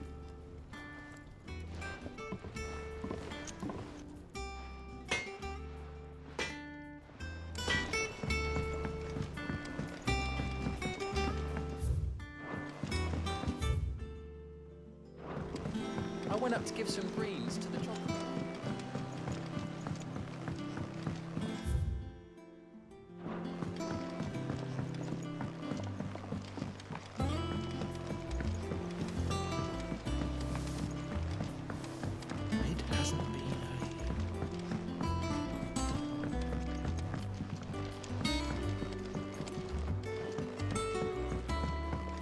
Editors started reading books that don't have anything.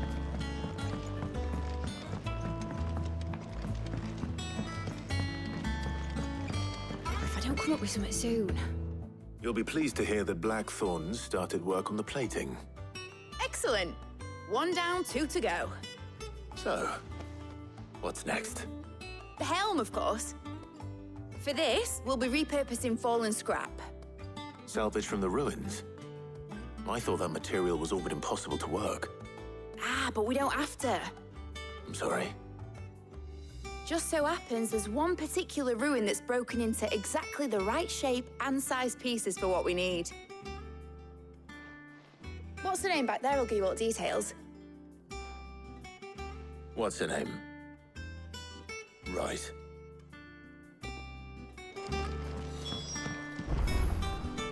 Oh, Sid, is this about the helm? Yes. Mid said I should speak with you. I'll show you the plans then.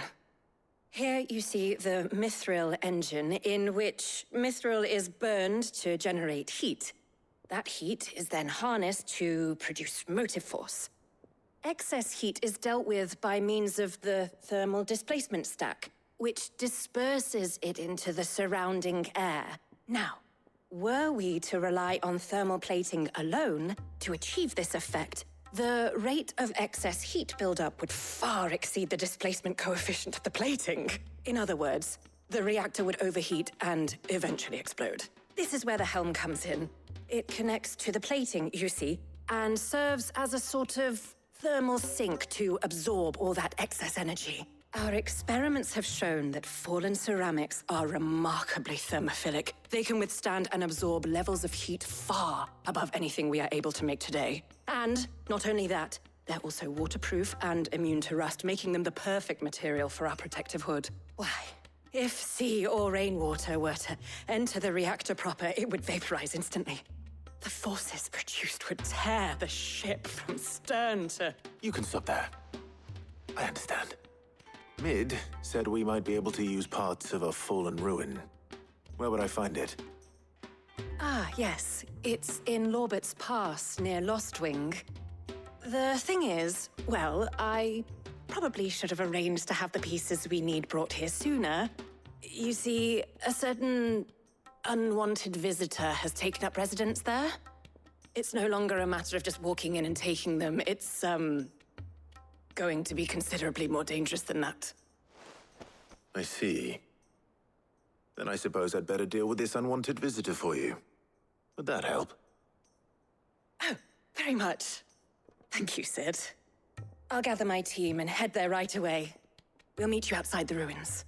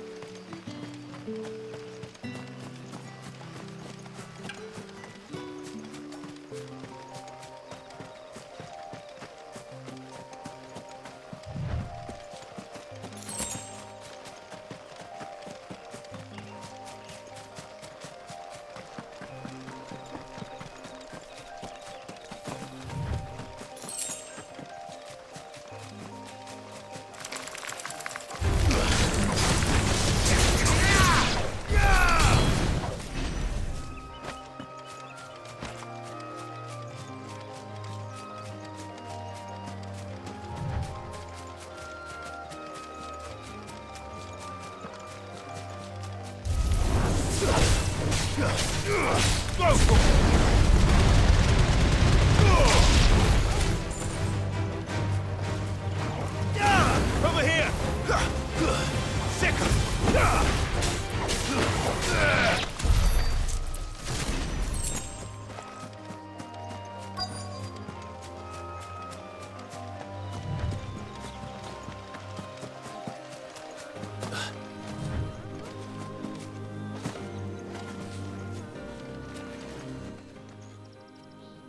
Oh, there you are, Sid. Thanks so much for coming. The, ruins are just over there, as is the creature I told you about, I'd imagine. Would you mind? Of course. I'll be right back.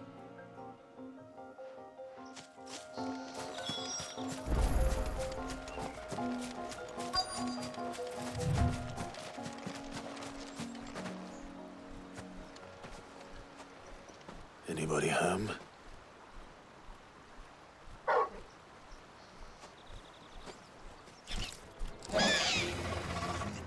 This must be our unwanted visitor. Time to go. This one.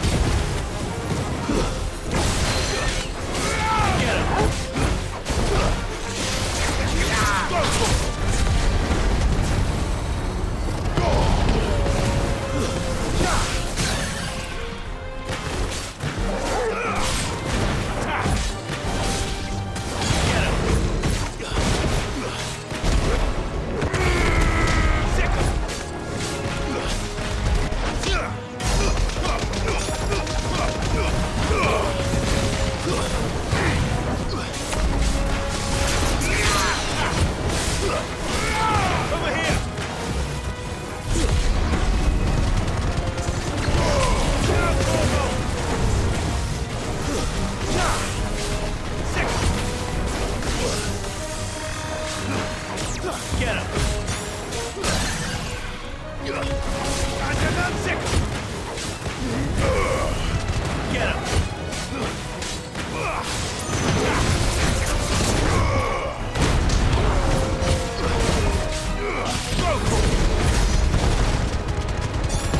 Hold on! Kill!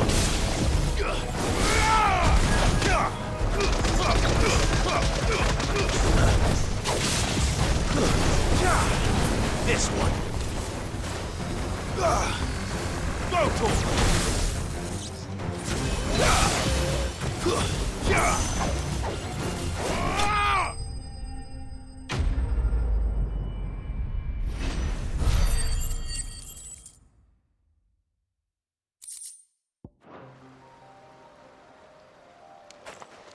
The things I do for you, Mid. Sid! Oh, thank goodness you're safe.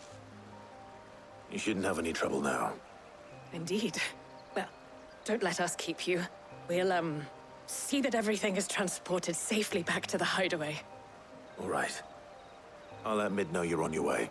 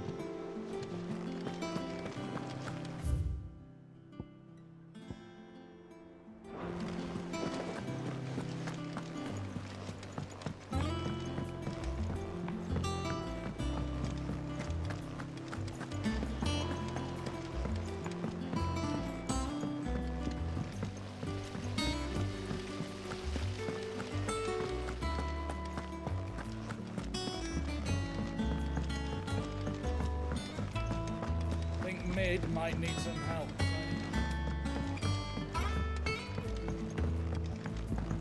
If I don't come up with something soon. Mid. Helena has recovered the material for the helm. She'll be along shortly. Excellent. Another job well done. And just one remaining. Right. Right, the shielding. This one's a bit of a bugger. How so? The plating's enough to stop the engines going pop, but those things will still be spitting out enough fire to set the rest of the ship ablaze. Which is why you need proper shielding. A prison for the dragon's breath that's blazing away inside. I thought a triple thick layer of tempered steel might do it. Or more of the stuff that the Fallen use, but they'd both be too heavy. The helm and the plating are bulky enough as it is. Add any more weight and the whole ship would be at the bottom of the briny before we'd even started. I need something light. But I've racked my brains and I just can't think what would do it. Well, if I were in need of obscure knowledge, I know whose counsel I would seek. Harpocrates. Tomes? Yeah, well, I'd thought of that, obviously. I've got all the details written down here. Can you take this to him, see what he makes of it? Right away.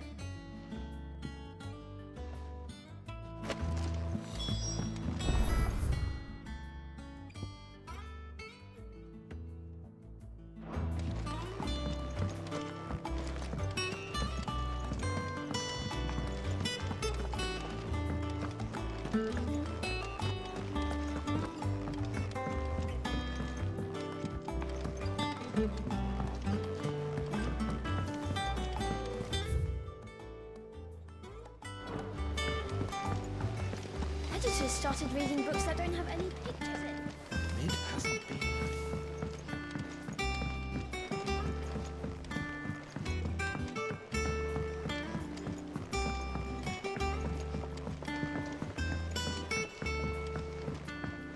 I went up to give some greens to the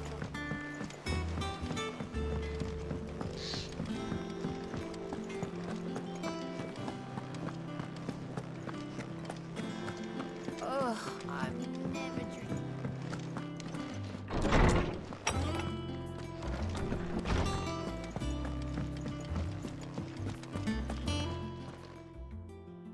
Harpocrates, do you have a moment? For you, Clive, always. Well, actually, it's for mid this time. Could you take a look at this?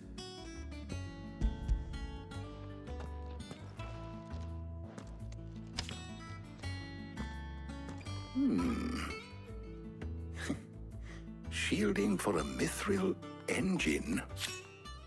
Whatever will that girl think of next? And what are these notes around the edges? She has some specific requirements for the materials. The shielding needs to be able to resist extreme heat on the inside, and yet remain cool enough on the outside not to set the ship alight, while also being light enough not to sink it. As you can imagine, she's struggling to find anything that meets her needs. I see. I wondered if you might know of a solution, or if you might be able to search the records for one. Perhaps it is not a different material she requires, but a different approach. What do you mean? Consider the lake we have made our home. Its blighted waters eat away far more quickly than fresh water or even brine, at timber and steel alike. And yet, we have made a home here from those very materials nonetheless. We have. But Bardolph must varnish every board twice over to keep it from rotting. And Obelus complains that without a constant supply of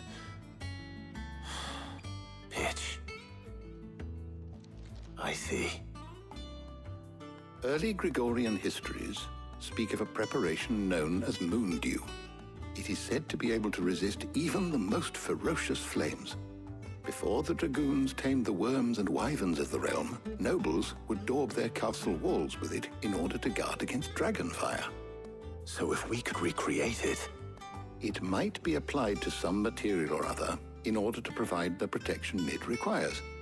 As to how best to apply it and to what material, perhaps Bardolph and Obelus might be of assistance. I shall speak to them and see what wisdom they might have to offer. If you would be so kind as to procure the necessary ingredients, I shall discuss the specifics of how it might be most effectively put to use with our two friends. The knowledge of the past may yet prove useful to we of the modern era. Thank you, Harpocrates. And since you're asking others to help you, perhaps I should too.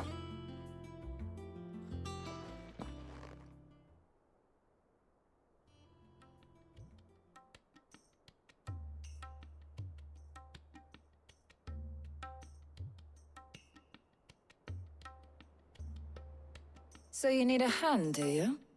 We do. I'll be heading to market for the ingredients we need. I could do with some help. And some company, too.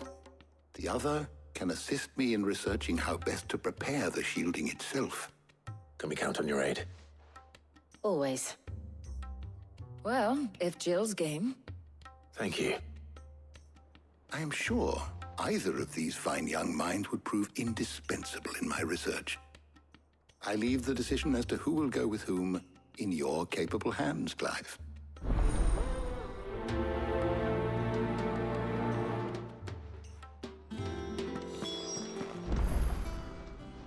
So, Clive, have you made your decision?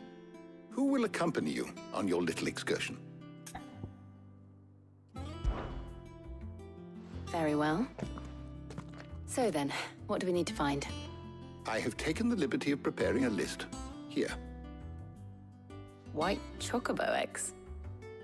Pepio nuts. Are you sure this list is right? Everything on here seems very edible. I would have thought the ingredients would be a little more exotic. Though these items may seem mundane, they have potent effects that are rarely exploited, effects for which they were once highly prized. So much so, in fact, that they were harvested almost to extinction, hence moon dews having fallen from favor. Now, of course, they can be obtained with ease.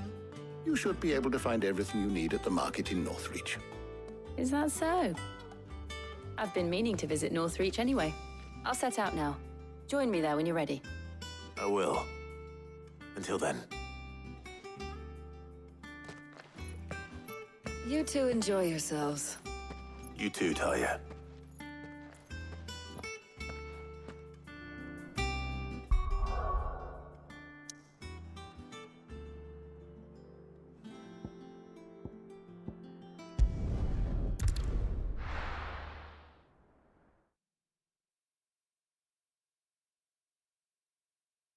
now.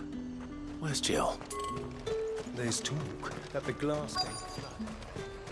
Keep them pilgers nice and chilled. Those Pepio nuts? Gonna... How goes the hunt for ingredients? I've only just started. I'm sure everything we need is somewhere amongst all these stalls, though. Why don't we split up and see? We'll take a couple of ingredients each. All right. What am I looking for? How about you look for the Pepio nuts and some garlic? I'll find the other things we need. We can meet by the gate when we're finished. Up! You'll not find a bruised pivot. Fresh cuts! Come and get them before they... Any friend of the innkeeper is a friend of mine. Ah, yes. All anyone ever wants anymore is a water crate. How am I supposed to make it? How the hell is anyone supposed... What do you want? If that's what you want. That's everything. Let's see how Jill's getting on.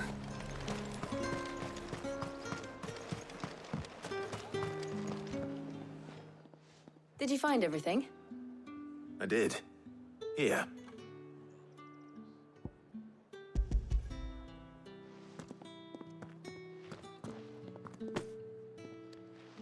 Garlic and Pepio nuts. Perfect.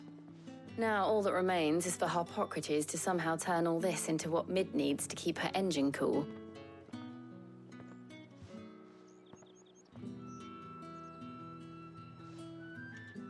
But before we head back, would you walk with me a while?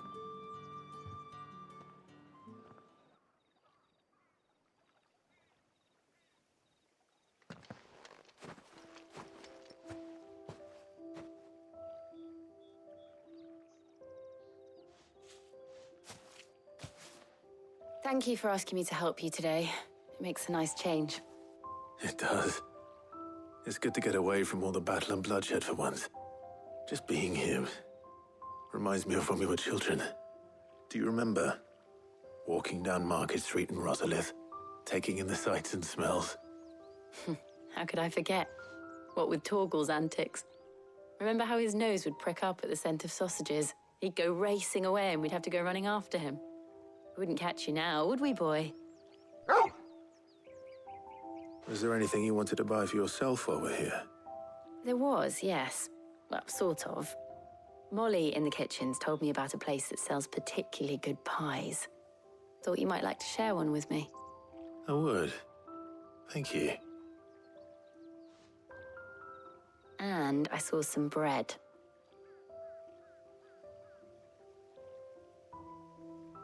Big white cobs like the baker back in Rosalith used to make. What do you think? I thought we might get some soup to dip it in. But then I tried a slice of the butcher's dry-cured ham and it was just... ah! You're right. Sorry. It's just... you're right. I really do feel like a child again being here with you.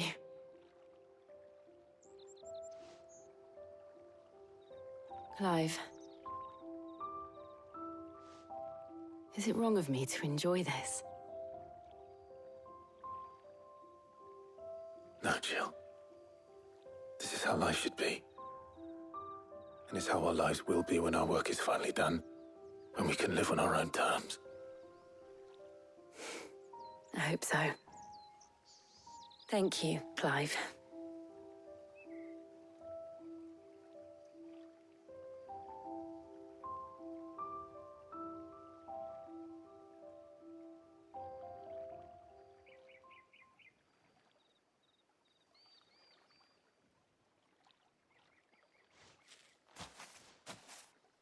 Well, I suppose we better be getting back. I need to give these ingredients to Harpocrates and Talia. I'll see you at the hideaway. Take care. I will. You too.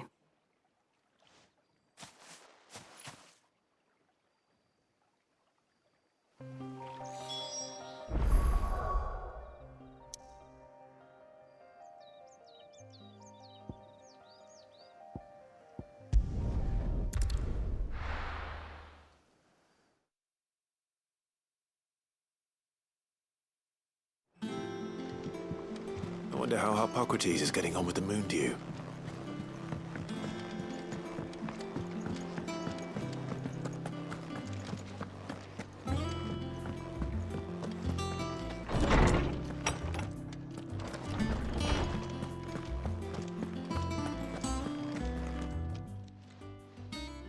How's work on the shielding progressing, Hippocrates? Well, very well indeed.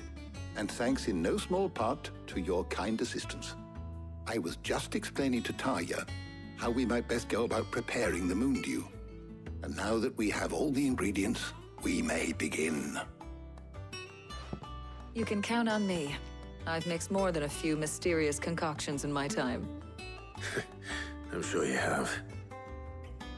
What about the shielding itself? Work is underway, under the watchful eyes of Bardolph and Obolus. Apparently, it'll be ready soon. Thank you. All of you. Right then. Jill, would you join me in the infirmary? Many hands make light work and all that. Of course.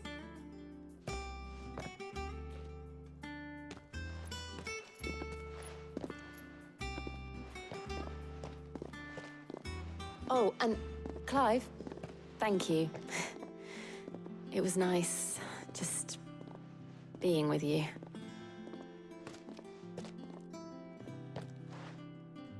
It appears our work here is almost at an end. A shame. I was enjoying playing the man of action for once. When both the shielding and the moon dew are ready, it will merely be a matter of applying the one to the other. Followed by a rigorous process of testing and retesting, of course. Perhaps someone ought to warn young Mid of that. Leave it to me. Thank you, Hippocrates.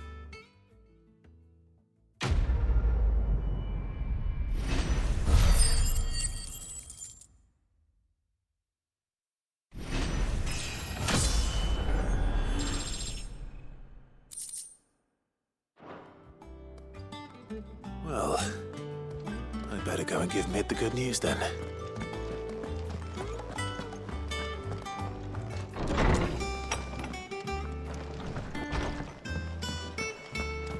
Thanks to Sid.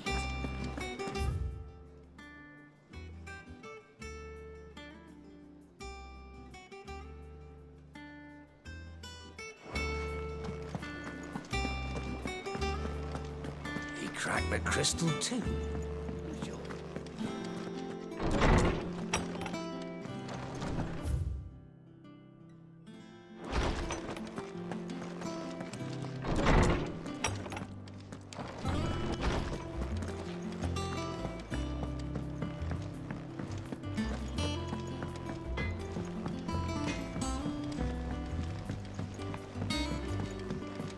I went up to give some greens to the chocobo.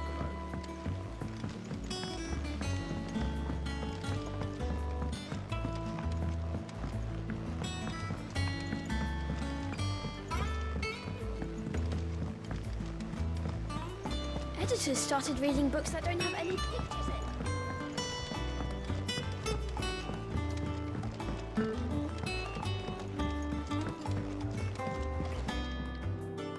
Sorry to keep you waiting, Mid. But you'll be pleased to know that work on the shielding is underway. You found something for it? In a manner of speaking, Hippocrates knew of a substance that's highly resistant to heat, a coating that should provide the protection you need. He's supervising the construction and testing of the shielding as we speak. Brilliant! I knew you wouldn't let me down. Don't thank me. I'm just the errand boy. Right then, let's start working out how to bolt all these bits together. To the Black Hammer!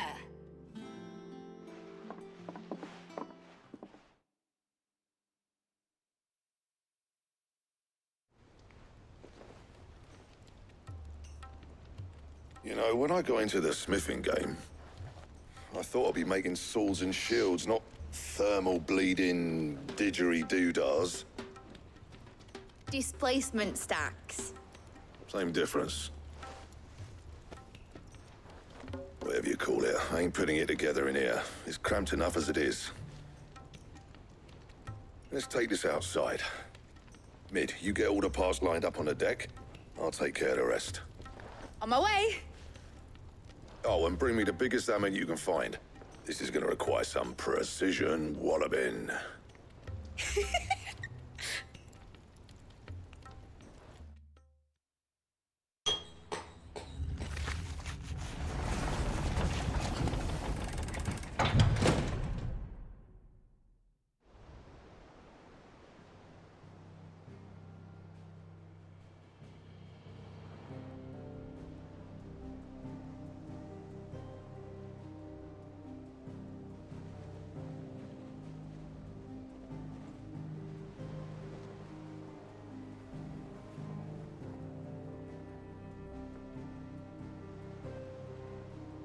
It's finished! It's finally finished!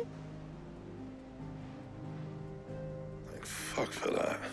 I'll be feeling my hammer arm for weeks. Thank you, Clive, Blackthorn, everyone. That's one down and just 3 more to go. I'm sorry. Oh, didn't I tell you? The Enterprise has 4 mithril engines, and we'll be needing a displacement stack for each. You don't mean... Don't worry. Now they've got a finished one to work off, my gang in Canva can build the rest. Good luck to them, I say. Right, I'm off to get a sling for this elbow. Any other work comes in, keep it to yourselves, eh?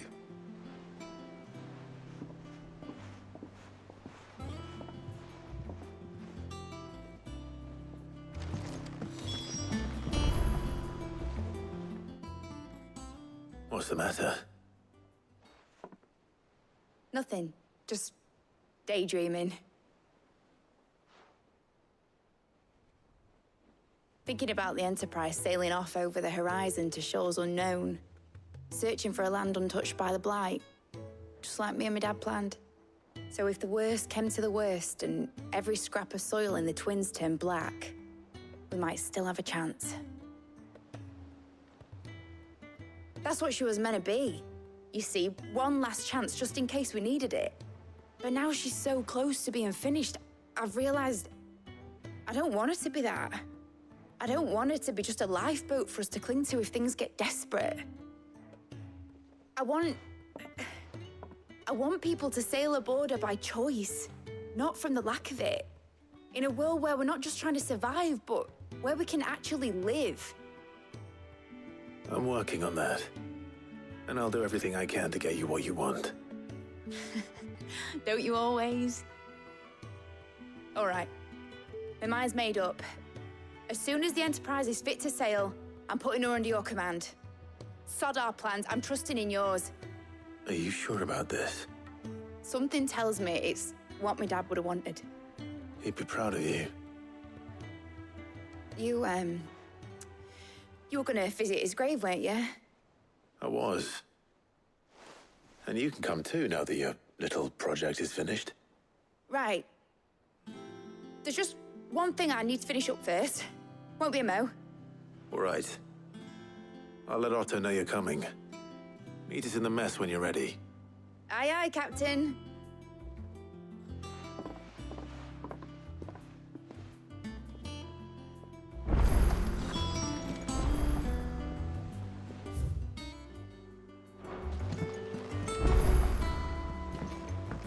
Nick told me she was building a ship. All right, Clive. Asterix. We'd finished sending half the hideaway traipsing across the Twins, has she? I swear, that girl'd do anything to put off visiting her old dad's grave. No excuses now, though, eh? Not quite. She said there was one final thing she had to take care of. I'm sure she'll be finished soon enough. She said that? In those words? She did, yes. Clive? Were you born yesterday or something? There is no thing. She'll probably be halfway to Canva by now. Mid. I might still be able to catch her.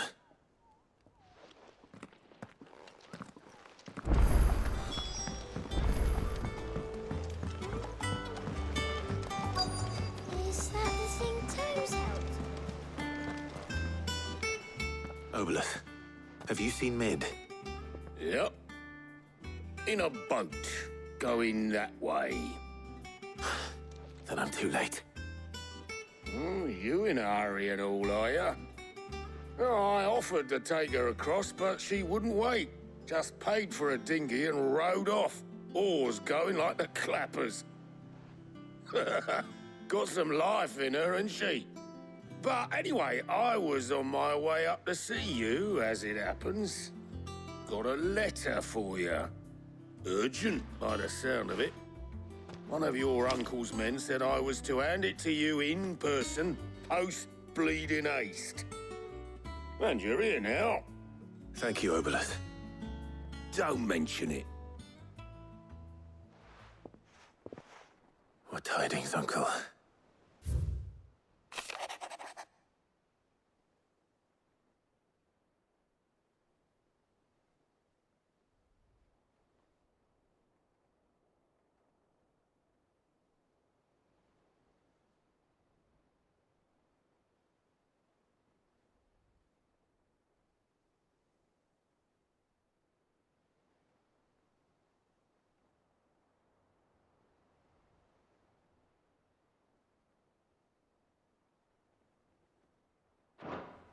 Trouble in Canva.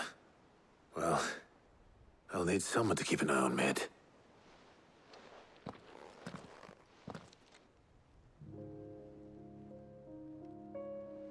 So what?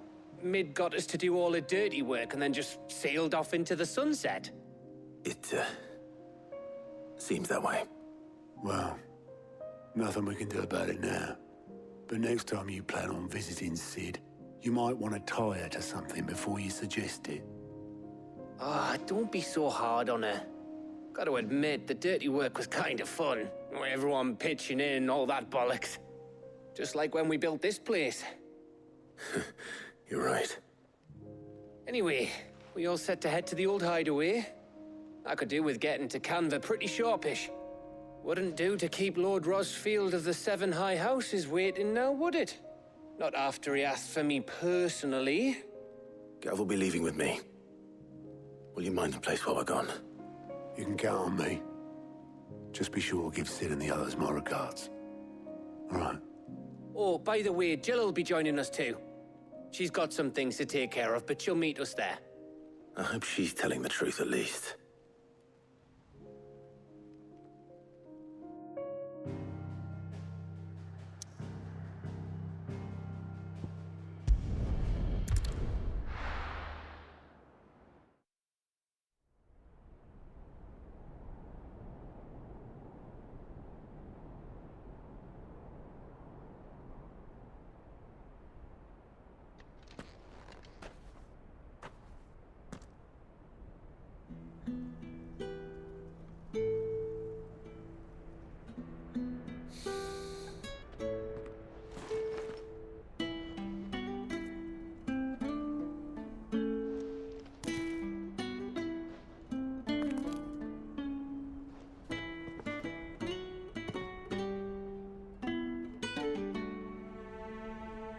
Well, Sid,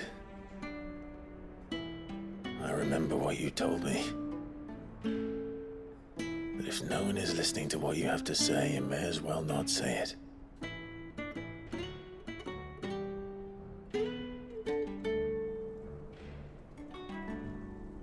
But I will say this, old friend.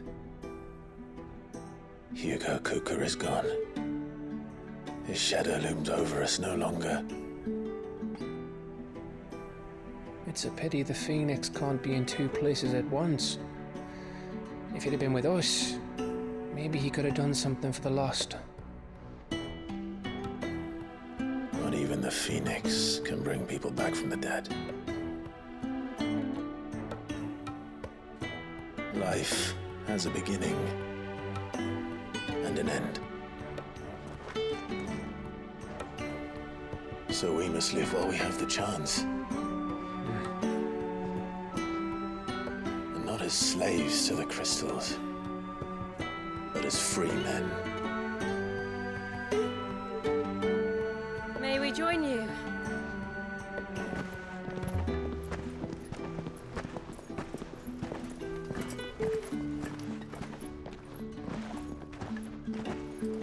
Lady Karen, what a pleasant surprise. I thought I'd drop by and see how you were all doing before heading off to restock my supplies.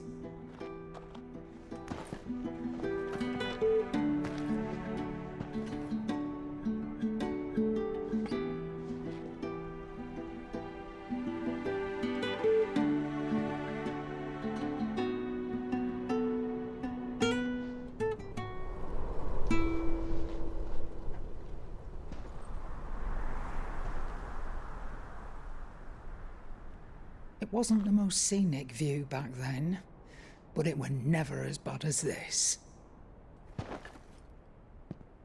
I know. The blight marches on. And soon, there will be no escaping sights like these.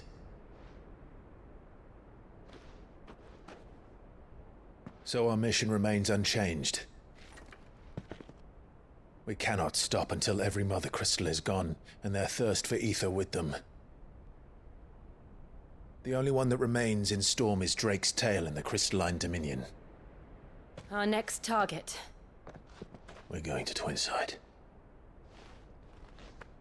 It's the capital of the Empire these days. I wouldn't like to think how tightly guarded they've got the place. Not that that'll stop you, but we do well to scout it out before you go charging in. We would indeed. If you're off to the Dominion, you can take this great lump with you. Goods. Oh, I am sorry. Have you forgotten you're the most wanted man in the Twins?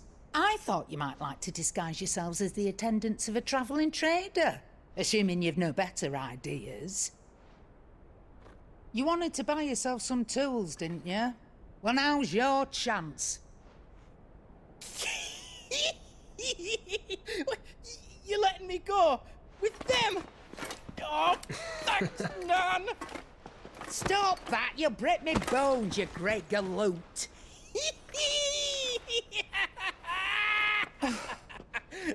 There's a caravan that runs back and forth between the Dominion and the Bocklad markets.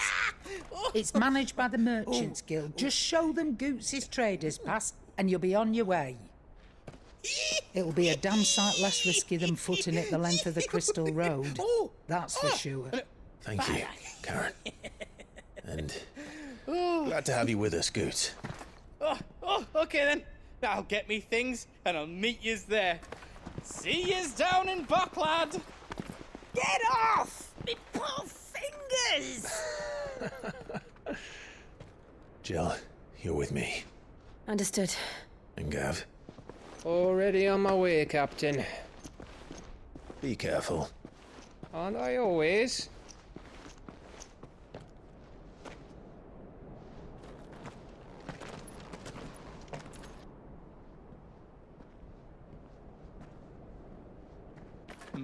Do you see that, Sid? Your protege's making a proper little outlaw of himself.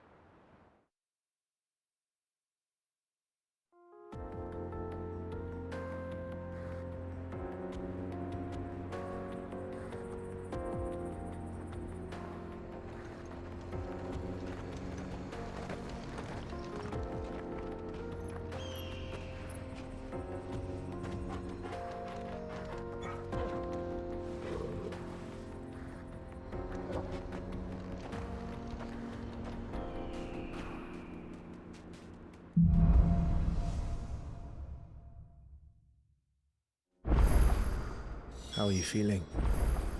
Better. Thanks to Taya. I'm glad to hear it. And Torgal helped too. Didn't you, boy?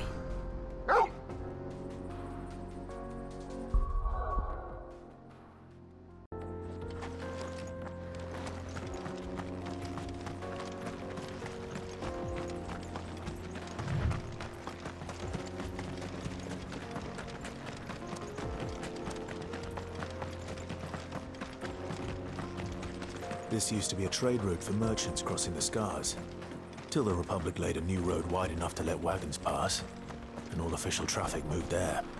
Leaving this one for those living outside the law. Indeed. I doubt we'll be the only outlaws on the trail today.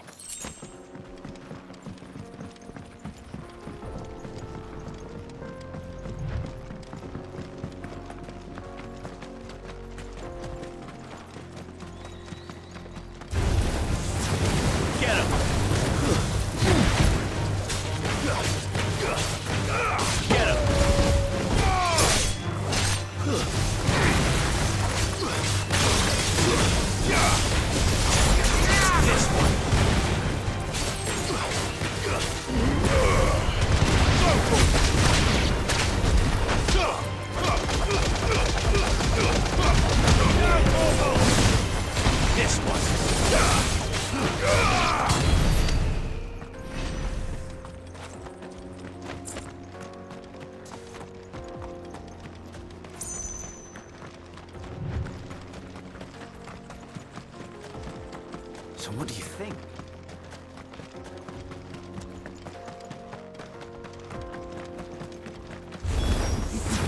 How nice.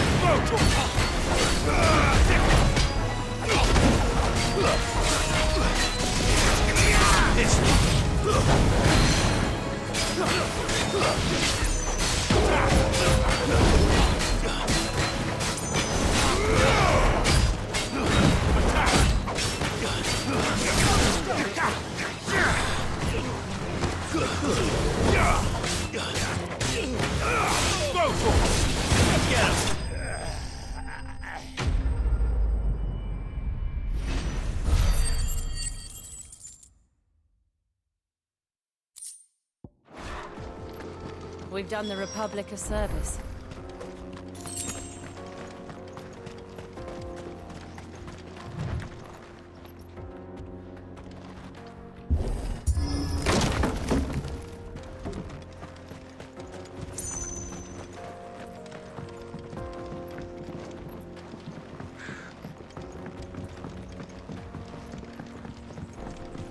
I see the Dalmex lag behind Rosaria when it comes to bridge building. The fallen ruin should hold, at least. The path continues on the other side.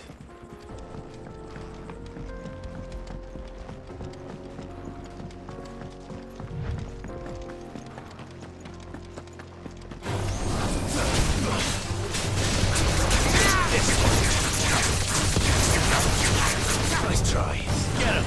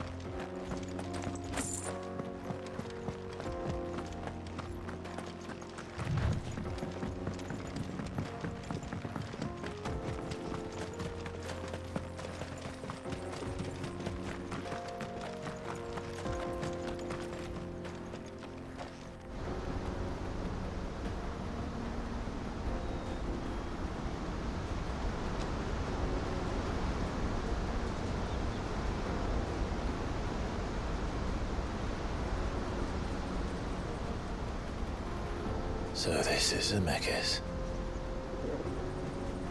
The land of the gods. It's even more impressive than I imagined. I remember being captivated by the story as a child. Long, long ago, man was overcome by avarice and challenged the gods in a bid to win their power. The final battle took place here, at these falls. Or so the legend goes. If anyone ever manages to plumb those depths, perhaps we'll learn if there's any truth to the tale. That the gods emerged victorious and punished man for his defiance by visiting upon him 2 curses. Dominance and bearers. To tell the truth, I always thought it strange that the dominant and their icons were deemed a curse. Back home, the dominant inherited the throne. They were admired and exalted, not spurned. Whenever I got to that part of the story, I always assumed there must be something I'd misunderstood. You had a lot of storybooks, didn't you? In your room, I mean. When we were young. The old legends were always my favorites. Epic battles between gods and men. Father encouraged me to read as much as I could. He thought it good for my education. You really were a boy like any other, weren't you?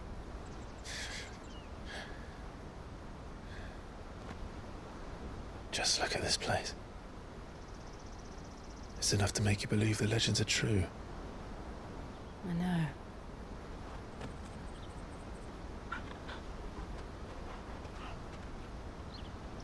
We're not far from Boklad. The road will be busier up ahead. Then we'll have to keep our wits about us.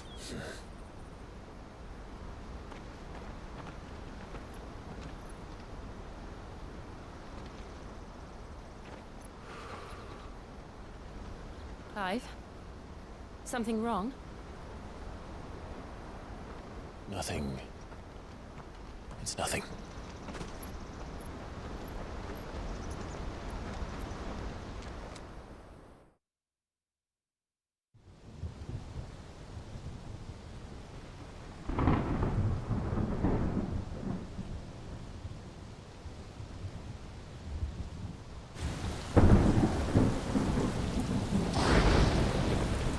I see the reports are true, Father. You have surrendered the throne to Olivier. I have. Emperor Olivier shall rebuild the Holy Empire of Sanbreque.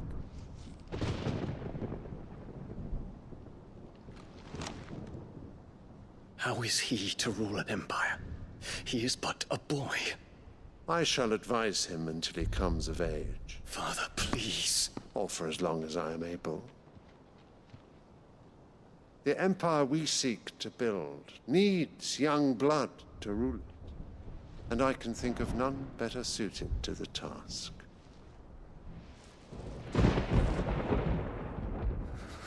There is other news, Dion. Hugo Kupka is dead, and Drake's Fang destroyed. The pillars of the Republic have fallen. Ere long, the Imperial banner shall fly over every city in Storm. And then, Valisthea. All shall bow before their Emperor. Father, these are the words of a tyrant. They are the words of a god. The Emperor whom I gladly serve. Great Greeker, made flesh.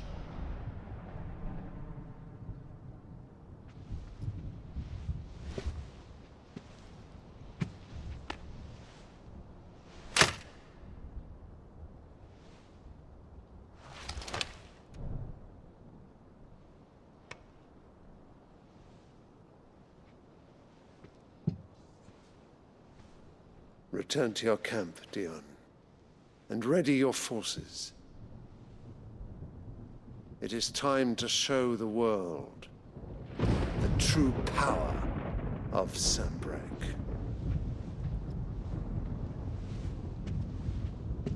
Father. I find you much changed. Is this truly the path you wish to tread? Or are these the ambitions of another? Of Ultima, perhaps? What nonsense is this? I speak my mind, and my mind only. Though I do owe Annabella thanks for reminding me of certain truths regarding the nature of nations, of rulers, and of the divine. You would trust the words of this traitress? She betrayed her country. She slew her husband. You have ever been an invaluable servant to Sanbreque, Prince Dion. I trust you will continue to serve your Emperor in the wars to come. The canker! Silence! Insolent wretch! You will bend the knee. All else is heresy. Sire, forgive me. This audience is over. Come, your radiance. The Rowena Syndicate awaits your pleasure. Oh, not another meeting with silly old men. They're so boring. I'm hungry, Father. Can't we have luncheon instead?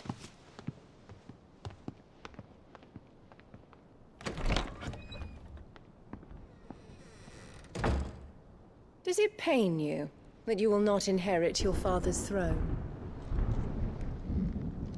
I have suffered worse.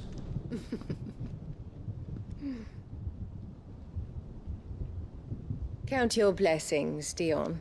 For a base-born child to be chosen by Bahamut is miracle enough. You have risen high on his wings, but you shall rise no higher, lest your impure blood stain the throne.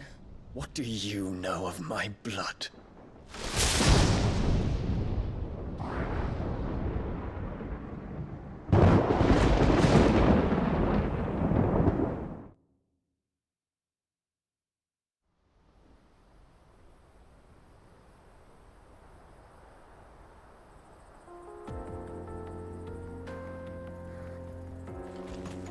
The Boklab markets are to the north.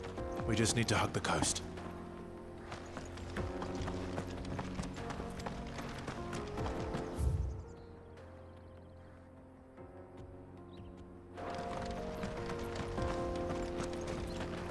Infiltrating the Dominion won't be easy with the Imperials on high alert. No. His Radiance has lost one capital already. We can be sure Sylvester will do everything in his power to hold on to Twinside. His troops are well-trained and increasingly battle-hardened. But it's not as if we can wait for the siege to end.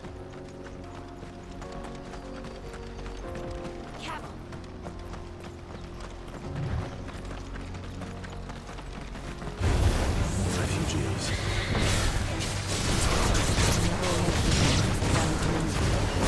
Because they don't know. Roscoe's blessing.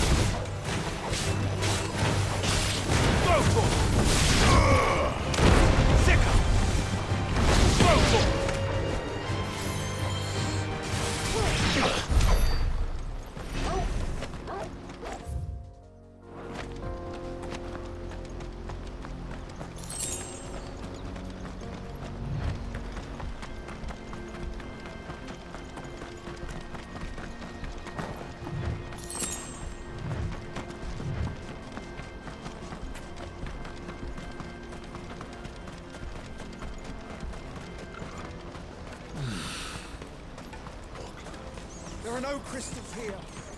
This is where we're supposed to meet Goots, isn't it? That's right. He said he'd wait for us here after replenishing his supplies. I dare say he'll have finished by now. Where are your goods? I'm cheap. Peaches and pears.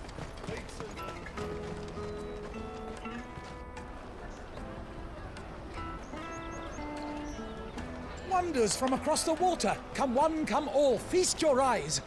Good sir, can I interest you in...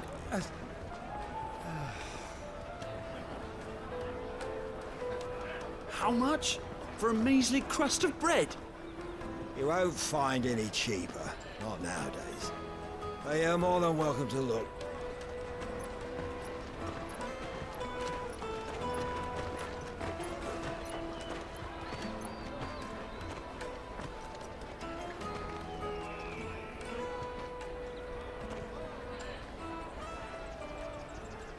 The Empire's unlawful and illegitimate occupation of the crystalline dominion is still in effect. Only those whose business in Twinside has been officially approved by the Republican Army will be permitted to cross the border. All who seek entry are to form a line and ready their documents for inspection. It looks like we aren't the only ones who are eager to leave. And they're checking everyone. Can't you make an Not for the likes of you. We won't get through without that pass. Let's go and find Good, shall we?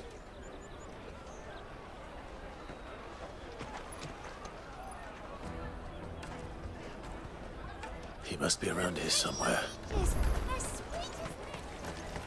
You won't find anything of this quality in Twinside.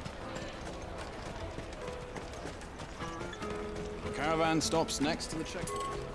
Shows them the trader's pass. Juicy pears! Ah, good. There you are.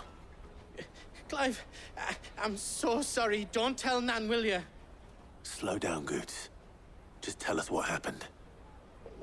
It's me trader's pass. It's gone. We cannot ride the caravan without it. We won't even be able to get through the flipping checkpoint. Do you remember when you last saw it? It was in my pocket a minute ago. Then a bairn bumped into me and... Yeah. You don't think that they might have nicked it, do you? It wouldn't surprise me. A busy market like this is prime territory for pickpockets. So, to get the pass back, we need to find this child. Where would we even start? I know where! I've got a pal in Bocklad who might be able to help us. No one knows more about what goes on round here than she does. Where do we find her? She's the owner of the Crimson Caravans, up that way. Sign's got a red chocobo on it. No time like the present. You two go on ahead. I'm gonna check the rest of my stuff, make sure no one else is missing. All right. We'll meet you there. Let's keep an eye out for this red chocobo, then. And the other on our purses.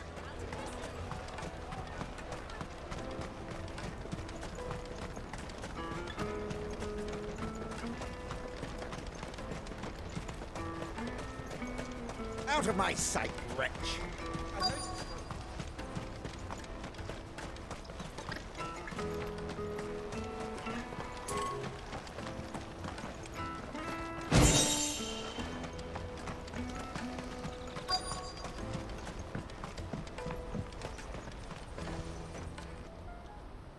Looking to hire a coach? It's 10 million for a two-birder to the Crystalline Dominion. Take it or leave it. Oh, we're not here for that. Then I bid you good day.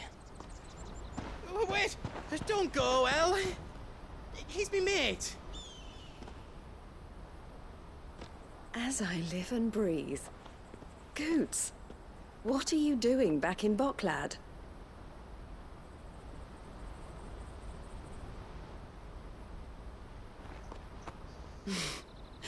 I gather Lady Karen didn't send you.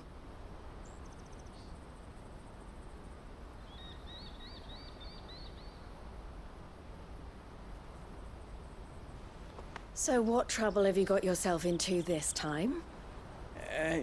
It's me trader's pass. It got stolen. By a little bairn. Of all the... You're the size of a marble. Honestly. Ugh. Goots told us that you know the markets well. Might you have an idea which Little Bayan could have done this? We don't intend to punish them. We just need our pass back. Then, we can be on our way. I see. So neither of you has a trader's pass either. Not that anyone would take you for traders, but I suppose that's why you came to me, correct? Now, I can't say for sure who took your pass, but I suspect I know why they did it. Let me explain.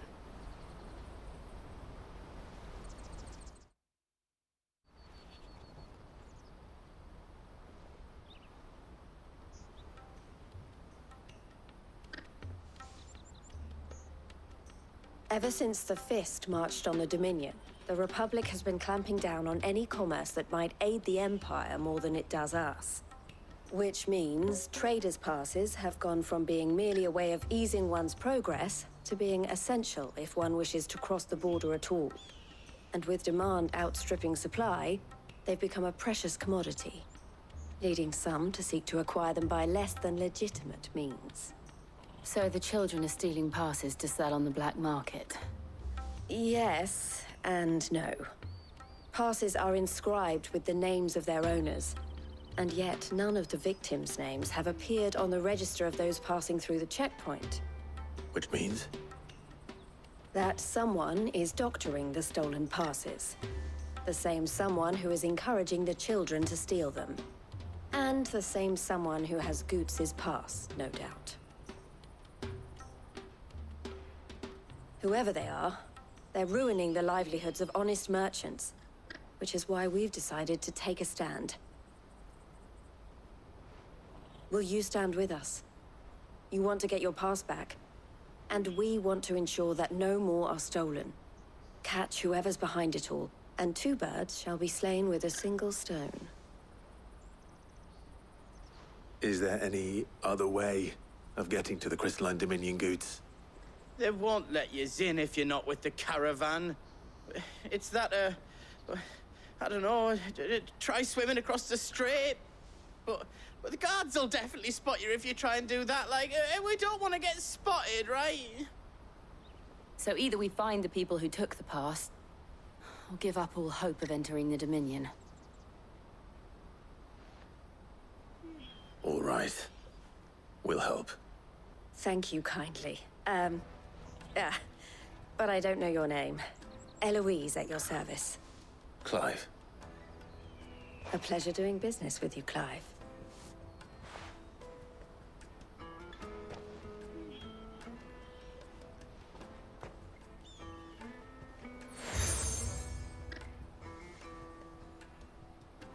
The proprietor of the furniture makers by the coach stop is spearheading the search.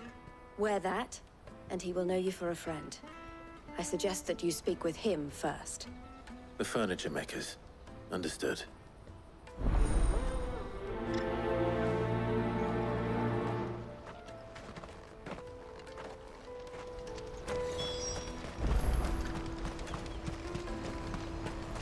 Out of my sight, wretch!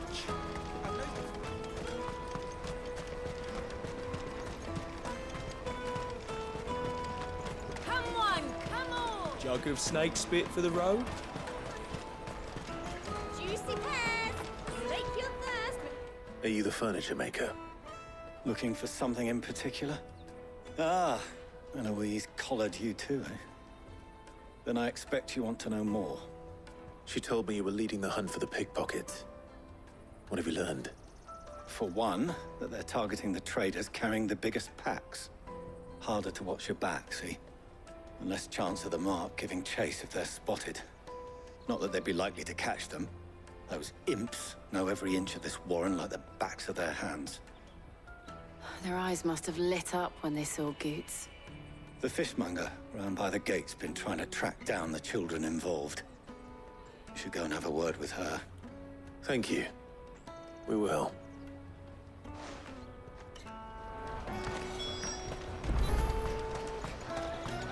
I'll take the large one.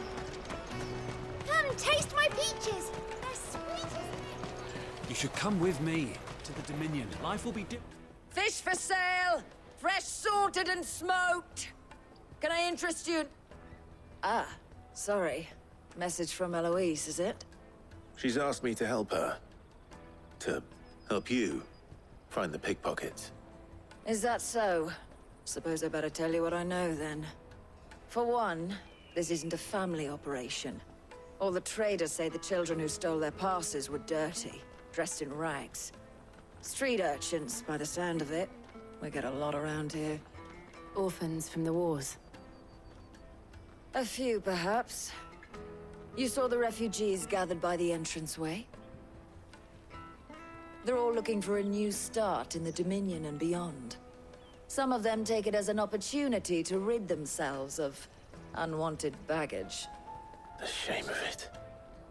Whoever's behind this would have to have made themselves known to the children at some point. And so should we. You should start with the children around here, then. I doubt they're the ones involved, but they might have heard something. It's worth a try.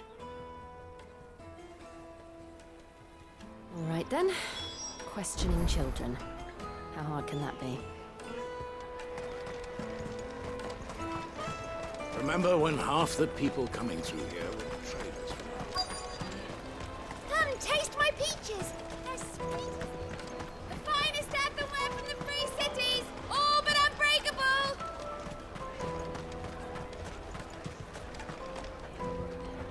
Do you have a moment? What do you want? What I want is to know who's asking children like you to pick pockets. I don't know. Nobody's asked me. What's picking pockets? Do you get paid for it? No, you get in trouble for it. So if they come calling, you know what to tell them. The caravan stops next to the checkpoint. Excuse me? What do you want? I don't have any money. It's all right. We're not going to hurt you. We just want to talk. What about? We've heard that some very bad people are making children like you steal from travelers. We need to know who's behind it so we can stop them. I don't know much about it, really. But my friend, Hansa, he said he got a job doing something dangerous. Sounds promising. We need to find him and ask. Do you know where your friend might be? He's usually by the tents outside town. Thank you. You've been very helpful.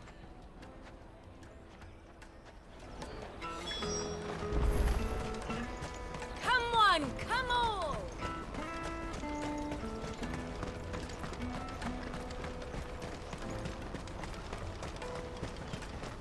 Let me carry your goods. I'm cheap.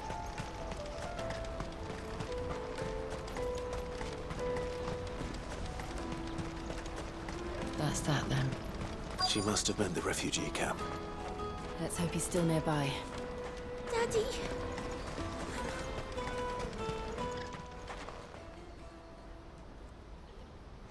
That big fat donkey was easy pickings. He wouldn't have noticed if we robbed his boots off him. Yeah. Wish we hadn't handed over the pass, though. Could use one of those things to get out of this dump. Chance would be a fine thing. The moment they found out, they'd string us up by our guts. Would they now? Perhaps you'd like to introduce us to these charming characters. Shit, we're in trouble now. What do we do? You two get caught if you want. I'm off. Hunter, where are you going? So that was Hansa, eh? Jill, you watch these two. I'm going after him. All right.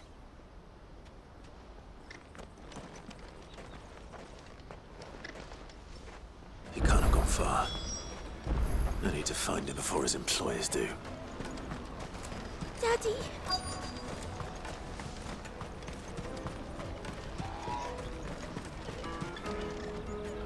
Did you see a boy run past?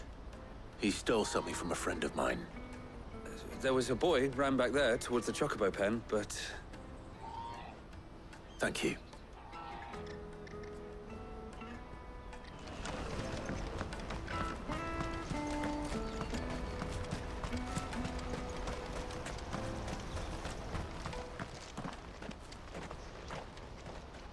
Shit. Cornered. It's all right, Hansa. I'm not going to hurt you. I just want to ask you some questions. Fine. Not like I've got a choice. I'm looking for the people who are making you steal for them. Who are they? Called themselves the Carstones. They said they'd give me good gill if I did what they told me. I knew they were bad, but bread doesn't come for free. Didn't come at all half the time, before I started buzzing for them. You know, if I didn't do it, they'd just pick on someone else. Someone they could push around easier. Hansa. You found him, then? Jill. Where are the other two? Eloise is watching over them. She sent Goots and I to look for you. You're... him! I haven't got your pass anymore, if that's what you're after. I gave it to the Carstones. Whatever you do to me, I can't get it back. Not that I go against them anyway. If it weren't for their gill, me and my mates would have starved.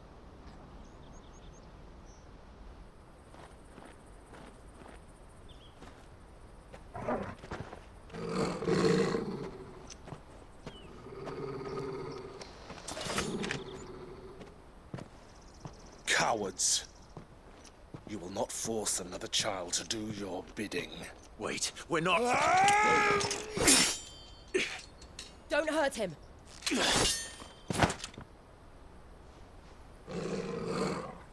You're making a mistake. We're on the same side. Like hell we are. That brooch. Where did you get it? Master Theo? Goots. What are you doing with these people? Unless you're the ones my sister was talking about. Your sister?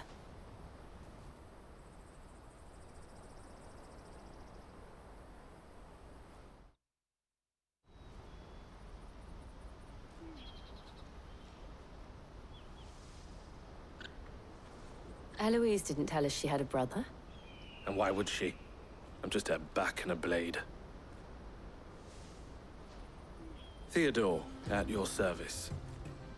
Sorry about before. Theodore, what do you know of the cast stones? Vultures who have made Boklad their hunting ground.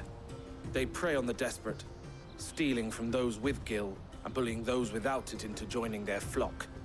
I'd been looking into their activities in hope of sparing the refugees any further hardship. But it seems they've already stooped even lower than I'd feared. Hansa's a good lad. Don't blame him for what they've made him do. If he and his friends hadn't agreed to work for the stones, some other poor souls would have. On pain of death, most likely. Clive, was it? And my sister's asked you to help put an end to the pickpocketing. Then we all want the same thing.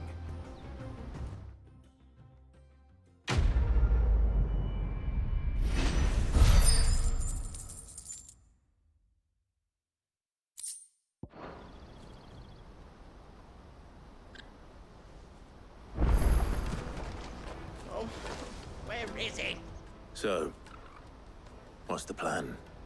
What else? We find the cast stones, and we crush them. You get your trader's pass back, and I make Boklad a safe place again. All right then. All right then. Hansa, where are they camped? Don't worry. They'll never know you told us. Couldn't if I wanted to. They always come to town to collect the passes. Meet us outside the gate. I tried following them once, but they spotted me halfway down the trail. Said they'd string me up. We'll try it this time. Which way were they going? Back down the road towards Leitney's Cleft. To Leitney's Cleft, then?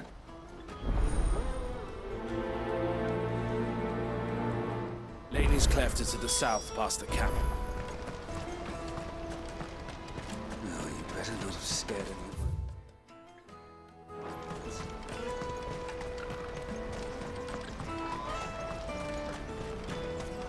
That's that, then.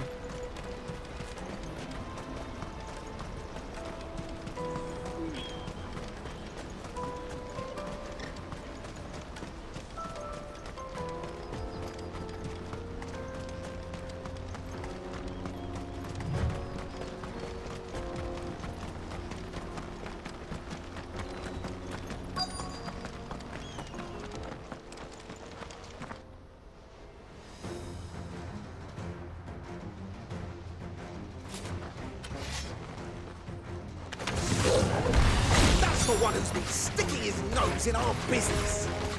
You should have minded your own.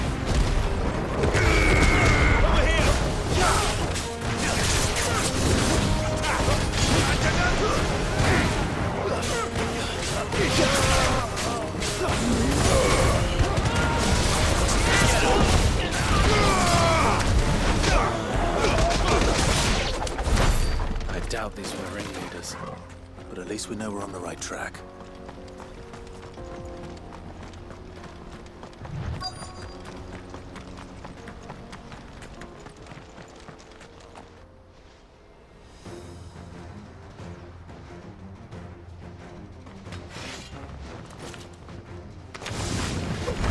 We got company!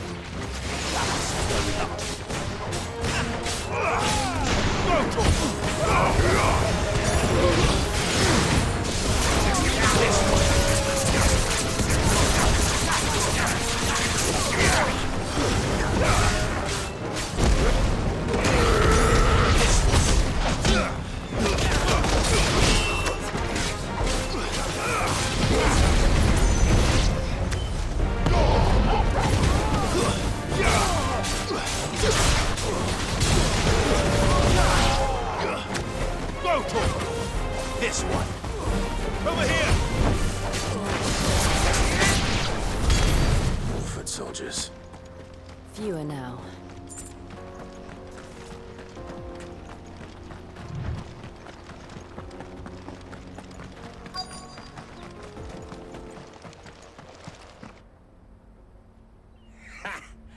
Not a bad haul today, eh? Aye. Some of our new recruits are natural-born ne'er-do-wells. Especially the little ones. That Hans has got nimble fingers, all right. It'll be a shame when they chop them off. But till then, let's make the most of it. Scum. The leaders of the cast stones, I take it. They don't deserve any mercy, Clive. I wasn't planning on showing them any. We're ready when you are, Theodore. Oh, I'm ready.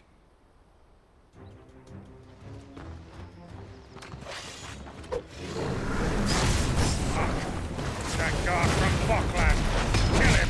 Kill them all!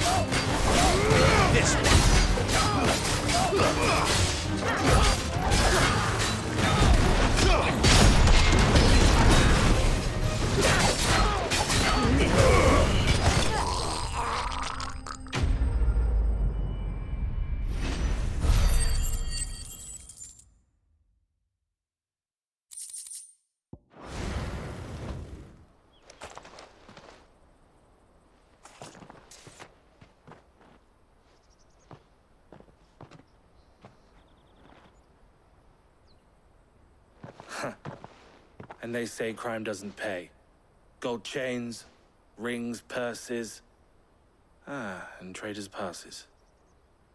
Dozens of them. Have the names been changed? Not yet. I recognize some of them. No doubt Goots's is somewhere among them. Now I just need to sort through it all and return everything to the people it was taken from. We should go and give Eloise the good news. Can we leave things here in your hands, Theodore? Of course. Oh, and, be sure to tell her of the part I played, won't you? We'll be glad to.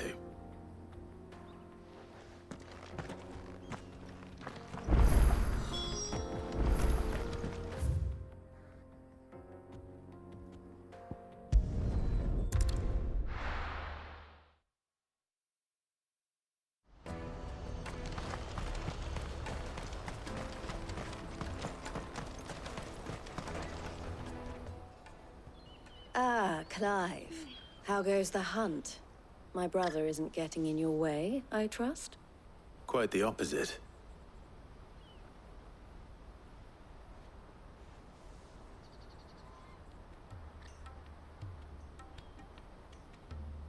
So it was the cast stones who were behind it all. Theo told me he'd been on their trail. And their demise solves 3 problems at a stroke. That of the pickpockets, the bandits pulling their strings, and the passes they were stealing. I only hope yours is among the items you recovered. Only time and Theo's return will tell.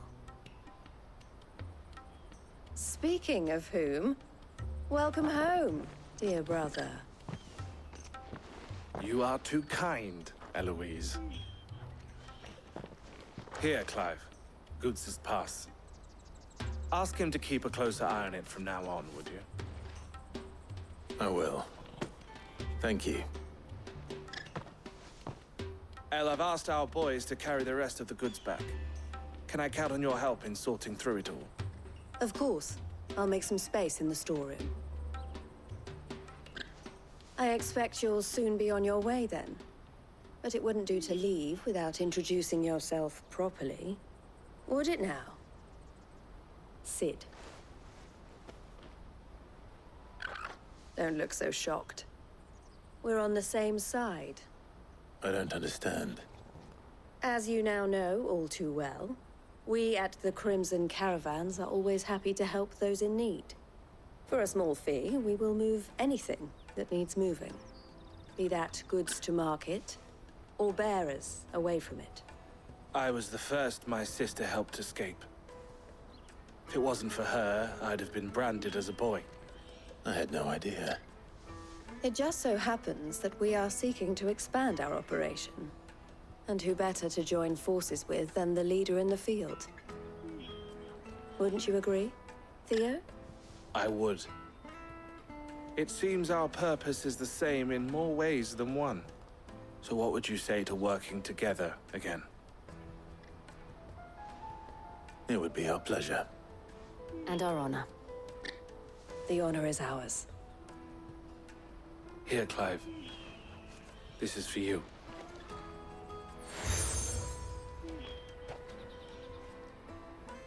What is it? El has friends in high places, while I have associates in, lower ones. That mark is proof that you're a friend to us both.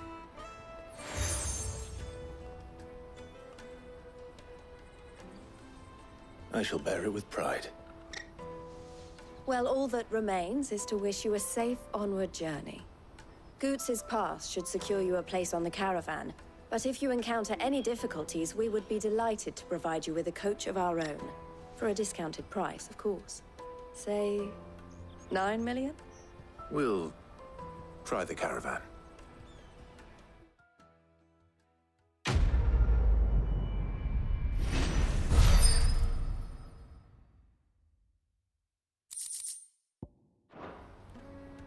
Right then. Let's get this back to Goots. And then it's on to the Dominion.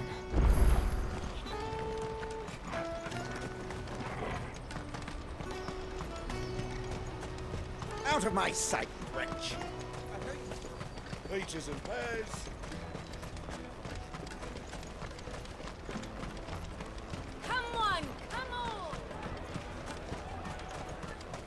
caravan stops Juicy next. pears!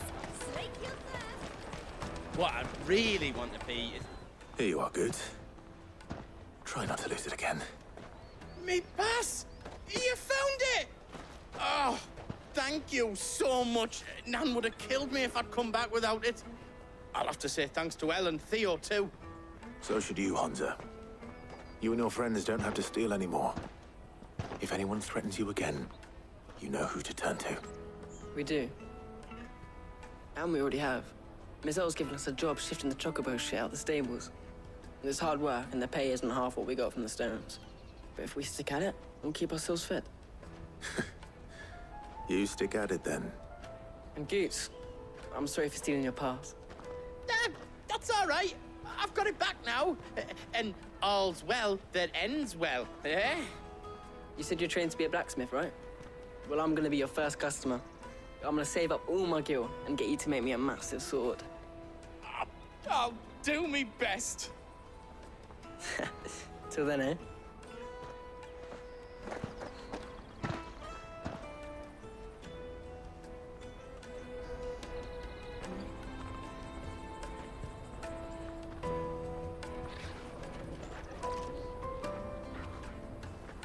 All right. We have a place on the wagon.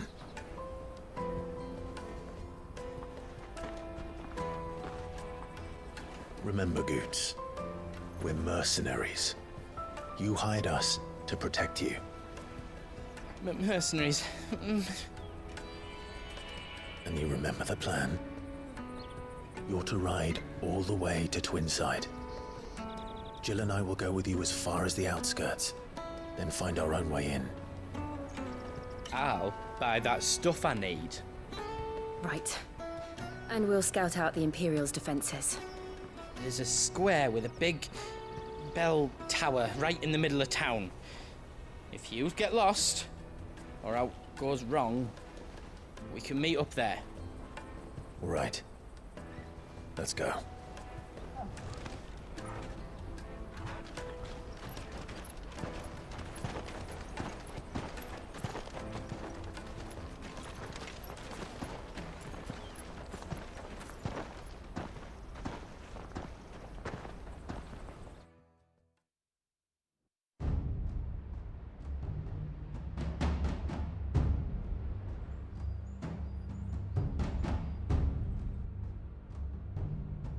I see. And you're quite certain your father has no knowledge of Ultima? I am. I have no difficulty believing a sinister force has come to exert an influence on Sanbreque. But be that as it may, it is yet to claim my father. For better or worse, his radiance speaks his own mind. Then the fiend works from the shadows. I confess, when first you told me of this fiend, I had my doubts, and more than a few at that. A beast that labors to plunge Valisthea into turmoil, all in pursuit of your brother. But that wound is proof enough that evil is afoot. Then I have your answer, Your Highness. You will join me in my fight. I cannot. Not yet. Your Highness, please. As you are aware, the Dhalmekian army is at our gates. They have lost their mother crystal, and with it all hope of a negotiated withdrawal. It is but a matter of time before they invade. If Bahamut is not here to meet them, my people will be slaughtered. Though not by Hugo Kupka, thanks to Ultima's machinations. I know the fate of your people weighs heavy on your conscience, but if we do not put an end to Ultima's plans, they shall face a far darker fate. The chaos he would wreak would sweep all of Valisthea into the abyss. The lives of every man, woman, and child in the Twins are at stake. I believe what you say, Phoenix. But I have duties of my own, and I must discharge them. Come what may.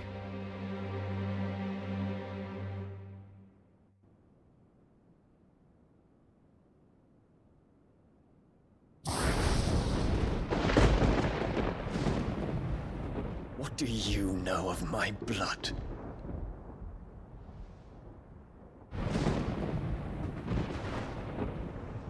I know that it is wholly unworthy of the highest offices of state, which rightly belong to those of purer breeding. Alas. Your bloodline runs through the Oriflamme gutter, from a whore who weighed her child's worth in gil. Have you threatened my father? Of course not. I merely whispered in his ear that his mongrel son is plotting a rebellion. What? Sylvester listens to the words of his astrologers. And they have ears too. You have been feeding them your lies!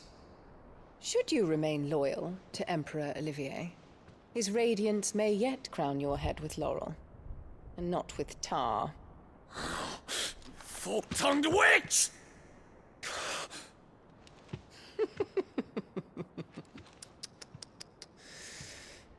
In consideration of your long years of service to the Empire, I shall forgive this uncharacteristic rudeness. Now hurry and make ready, Your Imperial Highness.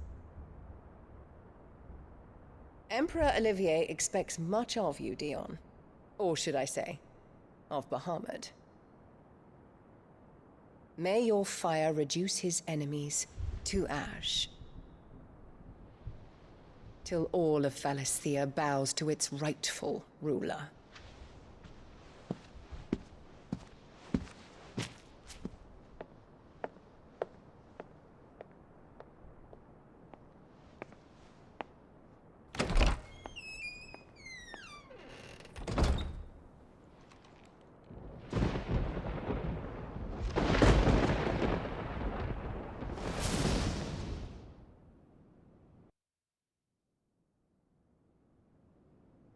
There is another darkness that has taken hold of Sanbreque. And until its grip is released, the flames of war shall spread ever wider, just as Ultima wishes. Forgive me. My family has caused you much grief. You are not her keeper, Phoenix. This is a matter for the Imperial household now, and as a member of that household, it falls to me to resolve it. At such time as that is done, what strength I have shall be yours.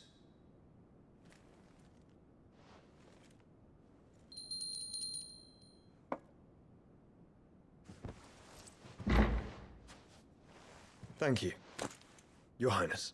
Let us take to the skies together, and bring a new dawn to Valisthea. I should like nothing more.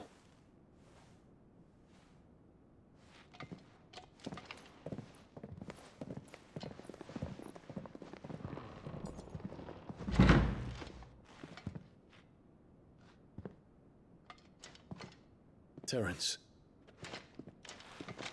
My prince. Tell me true. Do you believe what I'm about to do is wrong? We dragoons have but one leader, Your Highness. And we shall follow him unto the very end. Thank you. And this is my decree. For their crimes against the crown, the traitorous Annabella and her usurping son shall be put to death, and the Empire restored.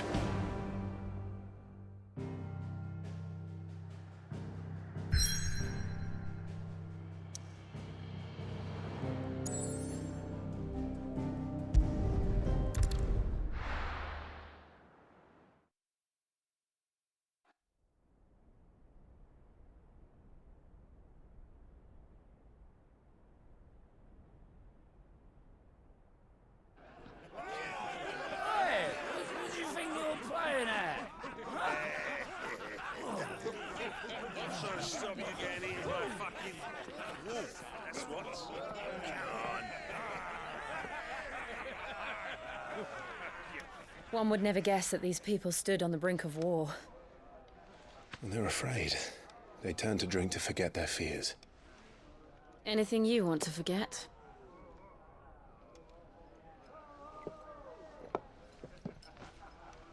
The harbor is empty, and half the market stalls too.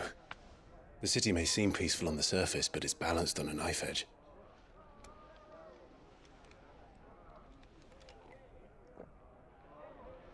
Were we to give it a nudge, it might be just the distraction we need to reach the Mother Crystal.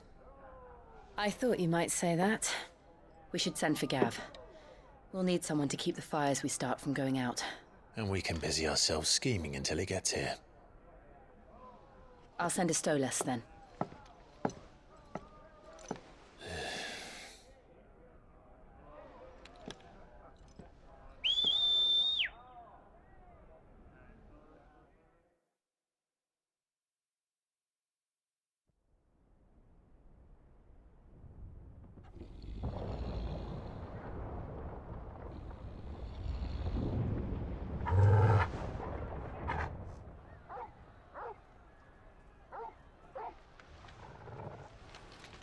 What is it, boy?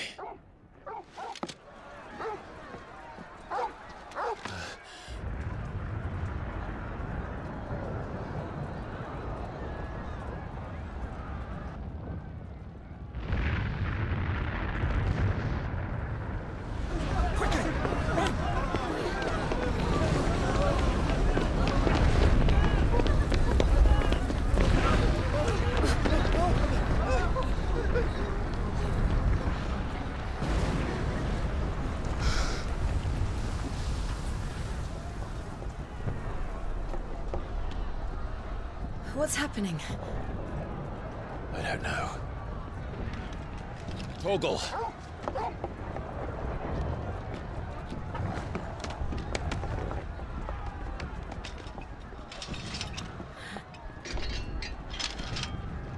This way.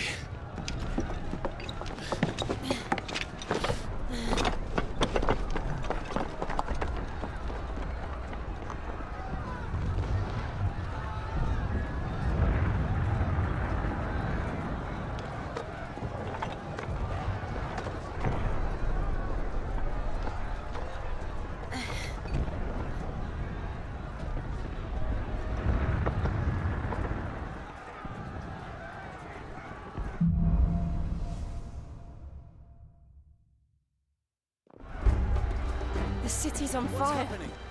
I'm sure Goose is fine. He'll be making for the square. The one with the bell tower. In the middle of town, right?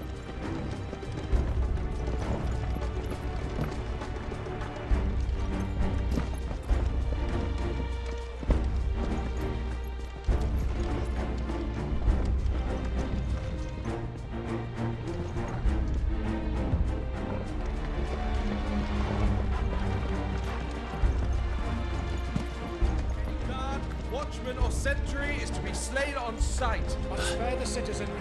His Highness's orders were clear. The people Those were Imperial Dragoons.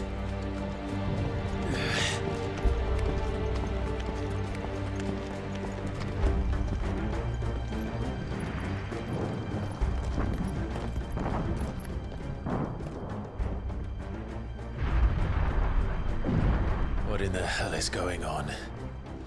Let's go and see. Right.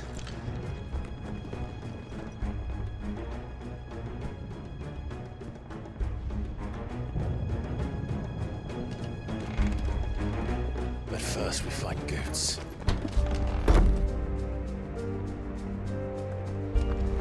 I just hope he's all right. You there! Identify yourself! We have to. Get him!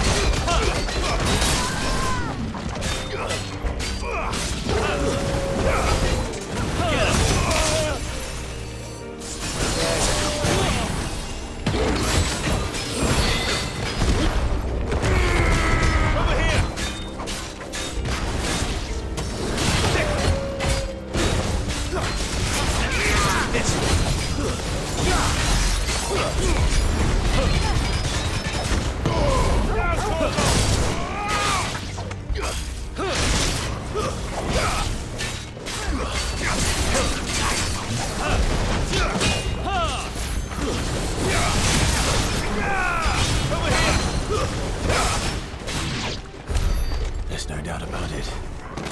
They're dragoons. What is this then? A civil war?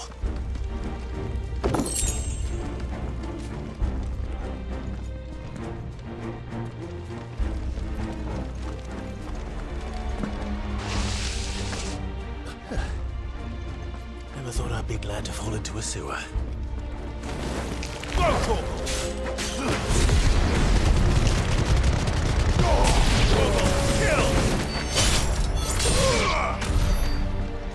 Ward secured, Captain. None of the Emperor's forces remain. We'll gather the men.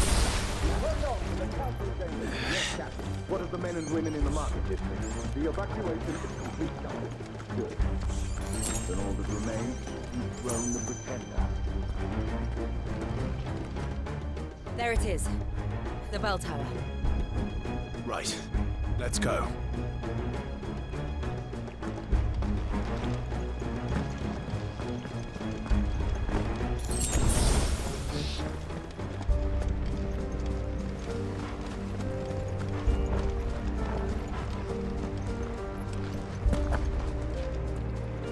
Ah, no goods left.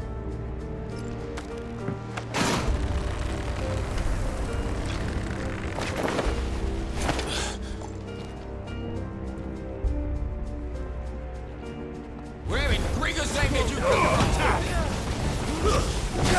Get him!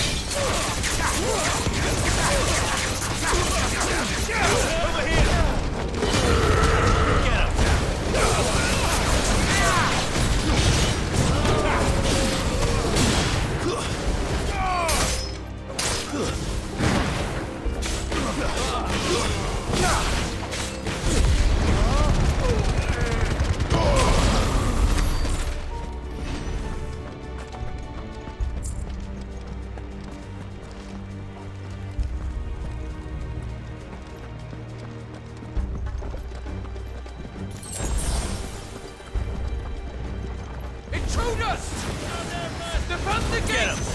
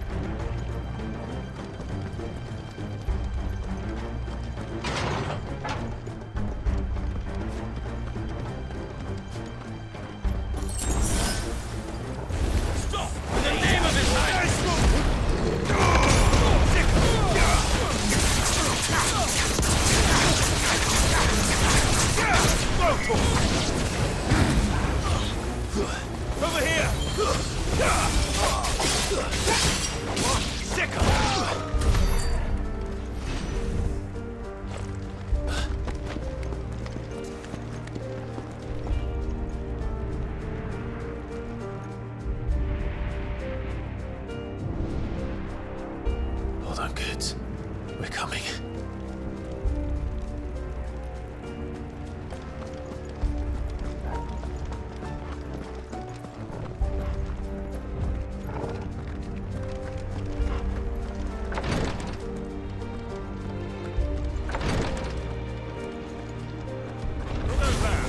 In the prince's name, none shall pass. Get him!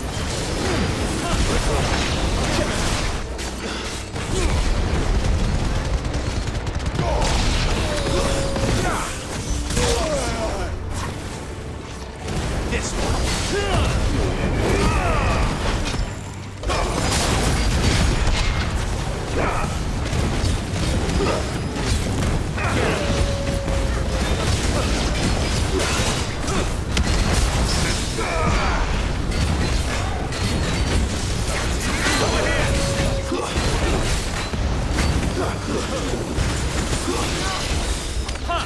Get him! This one! Go for it! Get him! Go for it!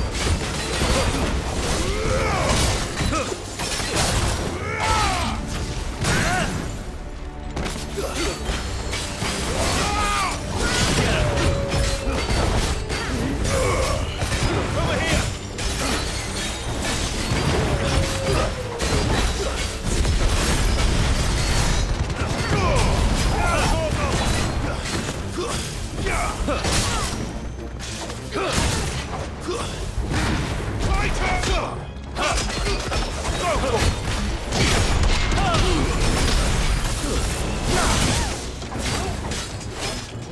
This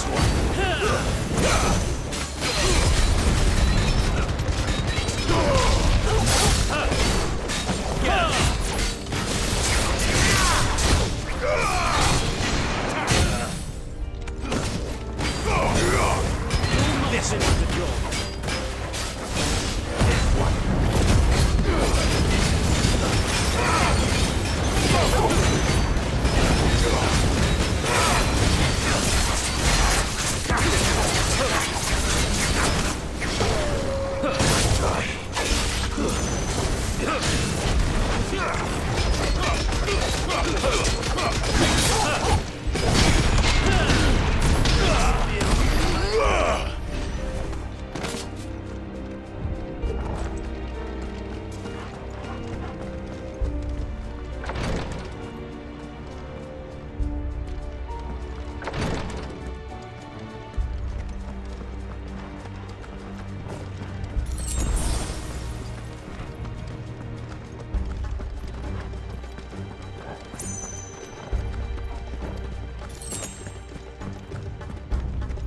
Enemies on the rampart! Kill them!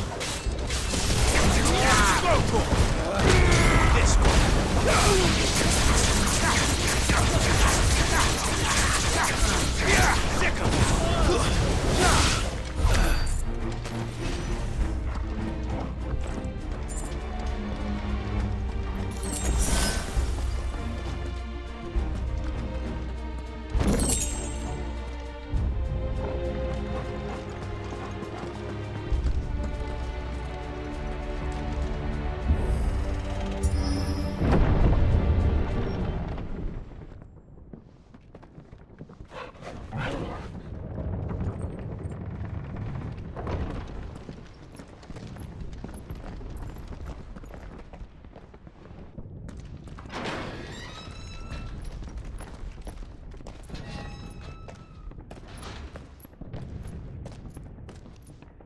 Can you see him anywhere?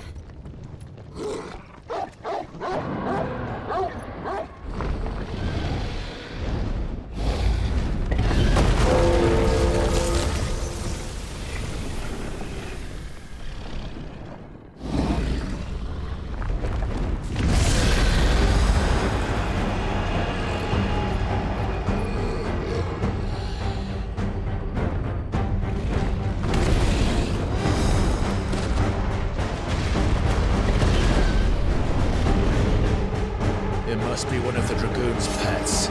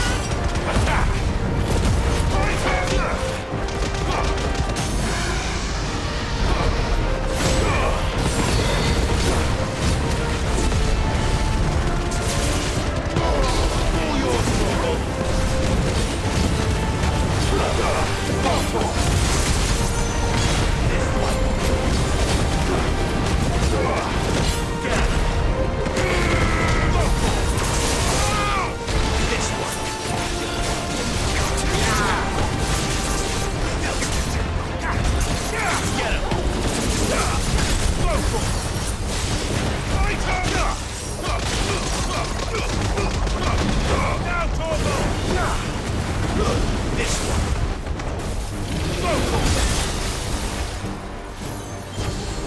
Over here!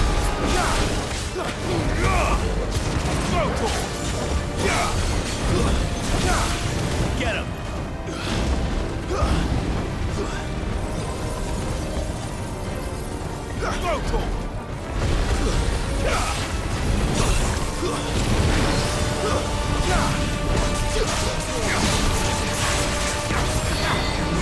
This one.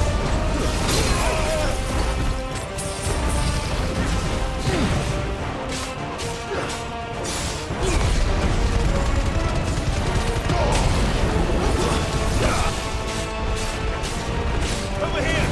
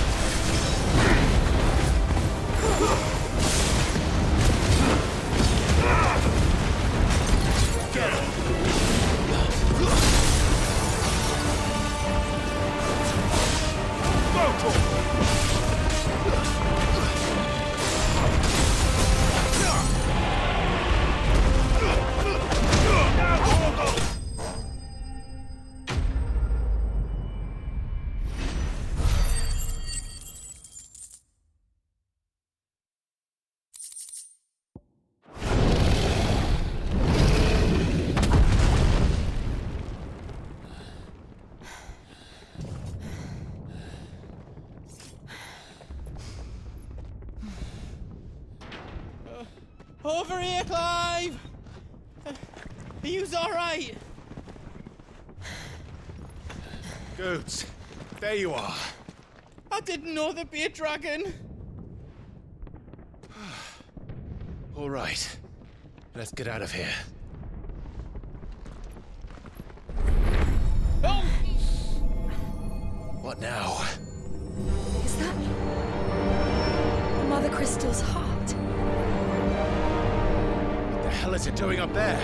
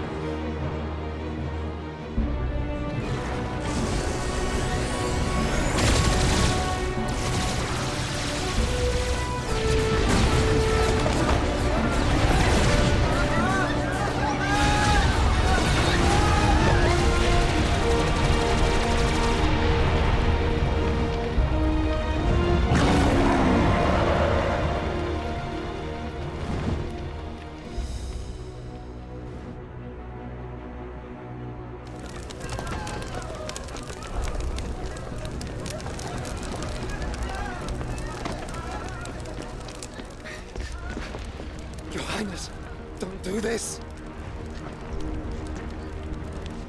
We must leave. Now, Your Grace. I beg of you.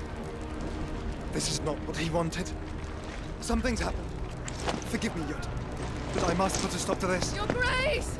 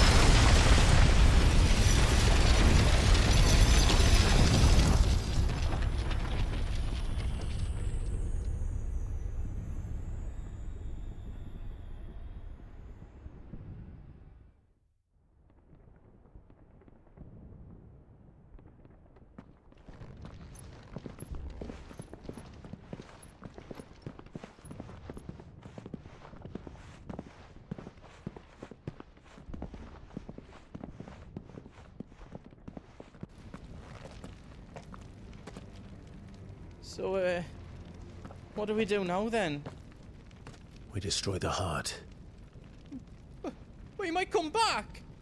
As soon as the flames die down, the Imperials and the Dalmex will move in. This may be our only chance. And Bahamut has gone for now. You should get as far away as you can, Goots.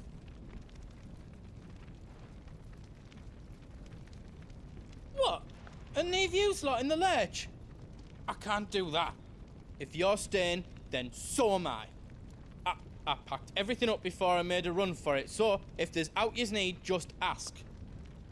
But I won't be giving it away for free. Nan'd never forgive us if I did. Thank you, Goot.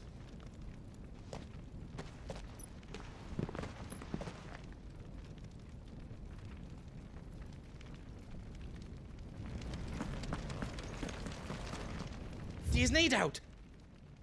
Let me show you me wares.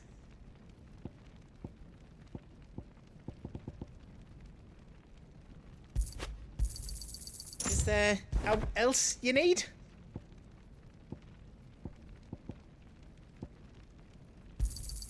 Thank you.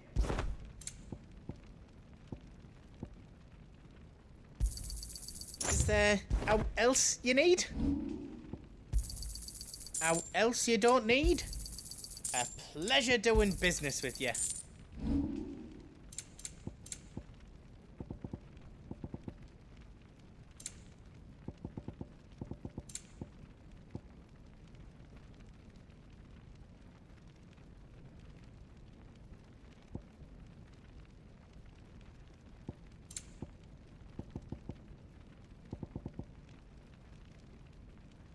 How else I can do for you?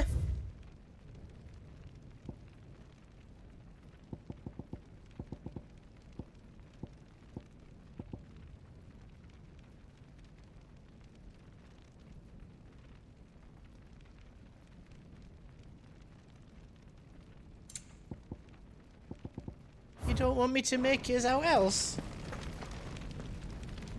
Drake's tail is right there, Clive. It's time to free Storm from the crystal's curse. Oh, it's past time. But remember, Bahamut is still out there. And I dare say we'll be seeing him again before the night is done.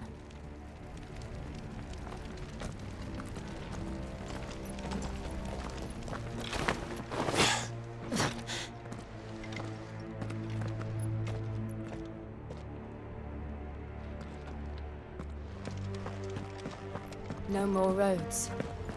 We'll have to find our own path. Do you feel that, Clive? Ether. Just what we need. Another flood. It's already turned on. And there's no reason to hold back.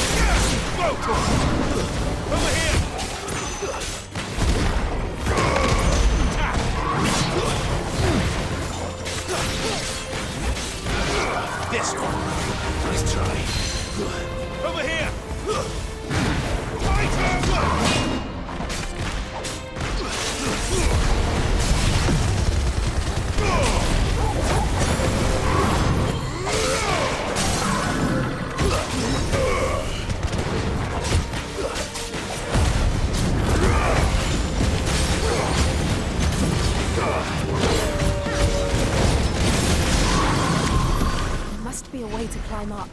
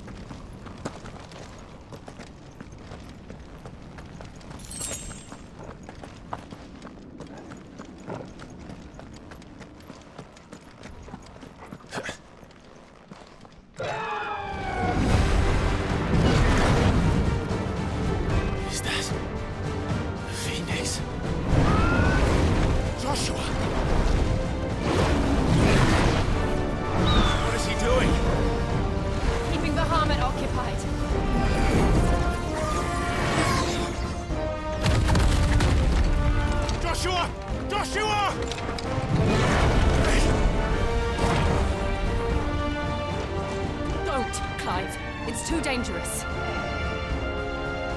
Fuck. Hold on, Joshua. I'm coming!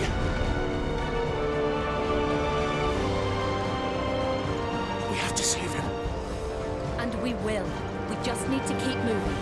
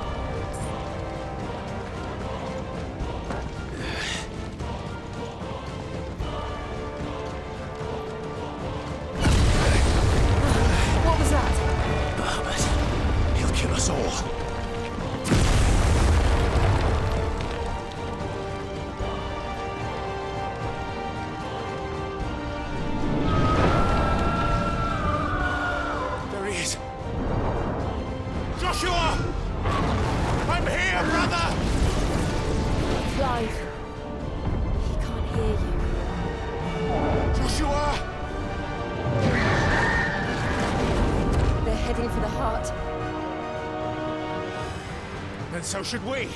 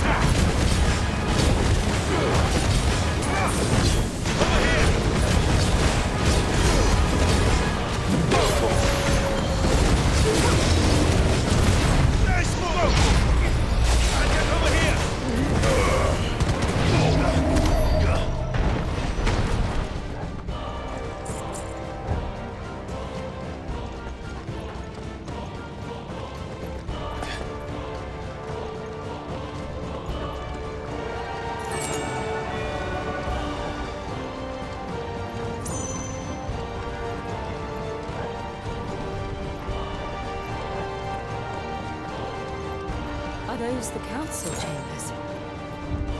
How are they still standing? I don't know.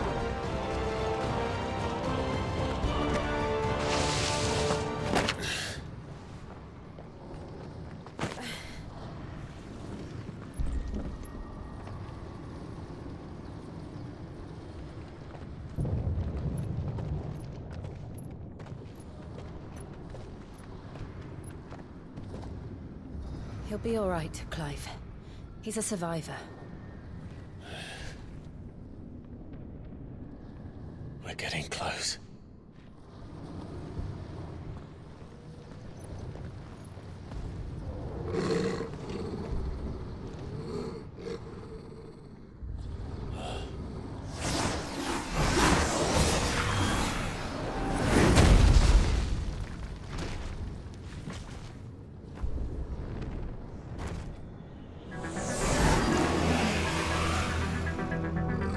Looks like somebody doesn't want us getting any closer. I don't care what it wants.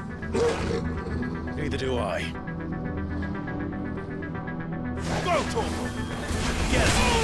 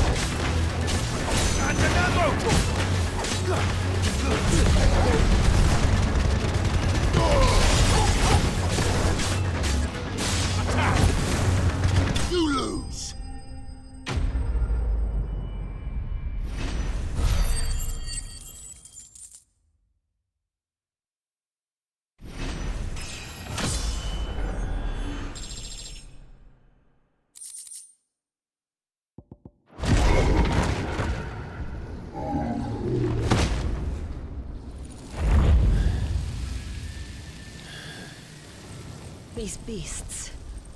they're getting stronger. We can think about them later.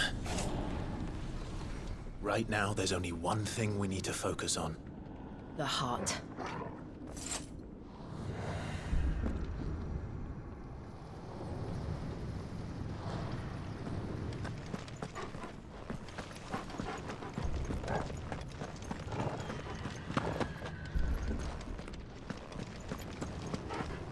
We might be able to get up through the building. It's worth a try.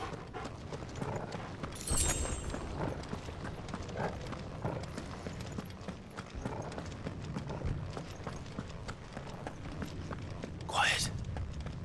There's someone up there. Is someone there? Mother. It's you. What happened here? He tried to take him from me. Oh, my boy. My darling boy. Is this the child you made with the Emperor? Why, Mother? Why did you betray us all? You have no right!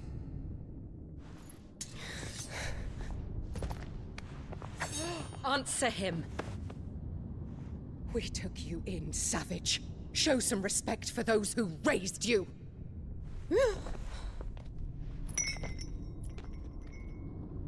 Honorable Elwyn, always thinking of his precious homeland. But what worth is a homeland in a world beset by the Blight? Father did not seek to protect his country. He sought to protect his people. A leader's duty is not to protect his people. It is to protect the source of his sovereignty. The noble blood that runs in his family's veins. So long as this bloodline remains unbroken, what does it matter if a nation falls? One can always found another. Unlike him, I did my duty. I preserved my line. I bore a son of the noblest blood, to whom the whole world might kneel. That is why I gave Rosaria to Sambrek, that I might join my line with the Lesages and birth a savior of this benighted land, blessed by both Bahamut and the Phoenix! You sold your country for a child. Why did he need another? You had Joshua. I had nothing. You were always your father's son, so very strong and bold and daring, and yet you failed to awaken. Would that Joshua had been granted 1/10 of your strength? Oh! How the nobles laughed that Elwyn's firstborn was surely the son of a concubine, and my own, not long for this world. The shame of it! The shame of being slandered by one's inferiors! How could you ever know how that feels? It should have been you! Why didn't the Phoenix choose you? Joshua's every waking moment was spent trying to shoulder the burden that you and the Phoenix and the Duchy foisted on him. That's why I became his shield. To help bear the weight. But what did you do? You betrayed your own blood and surrendered your son to his fate! Joshua, my darling boy. I never meant to hurt him. The soldiers' orders were clear. He was to be spared. Why did you survive when the only one I truly cared for died? What? Have you not looked out of the window? Joshua is here! The Phoenix lives on! He's battling Bahamut as we speak!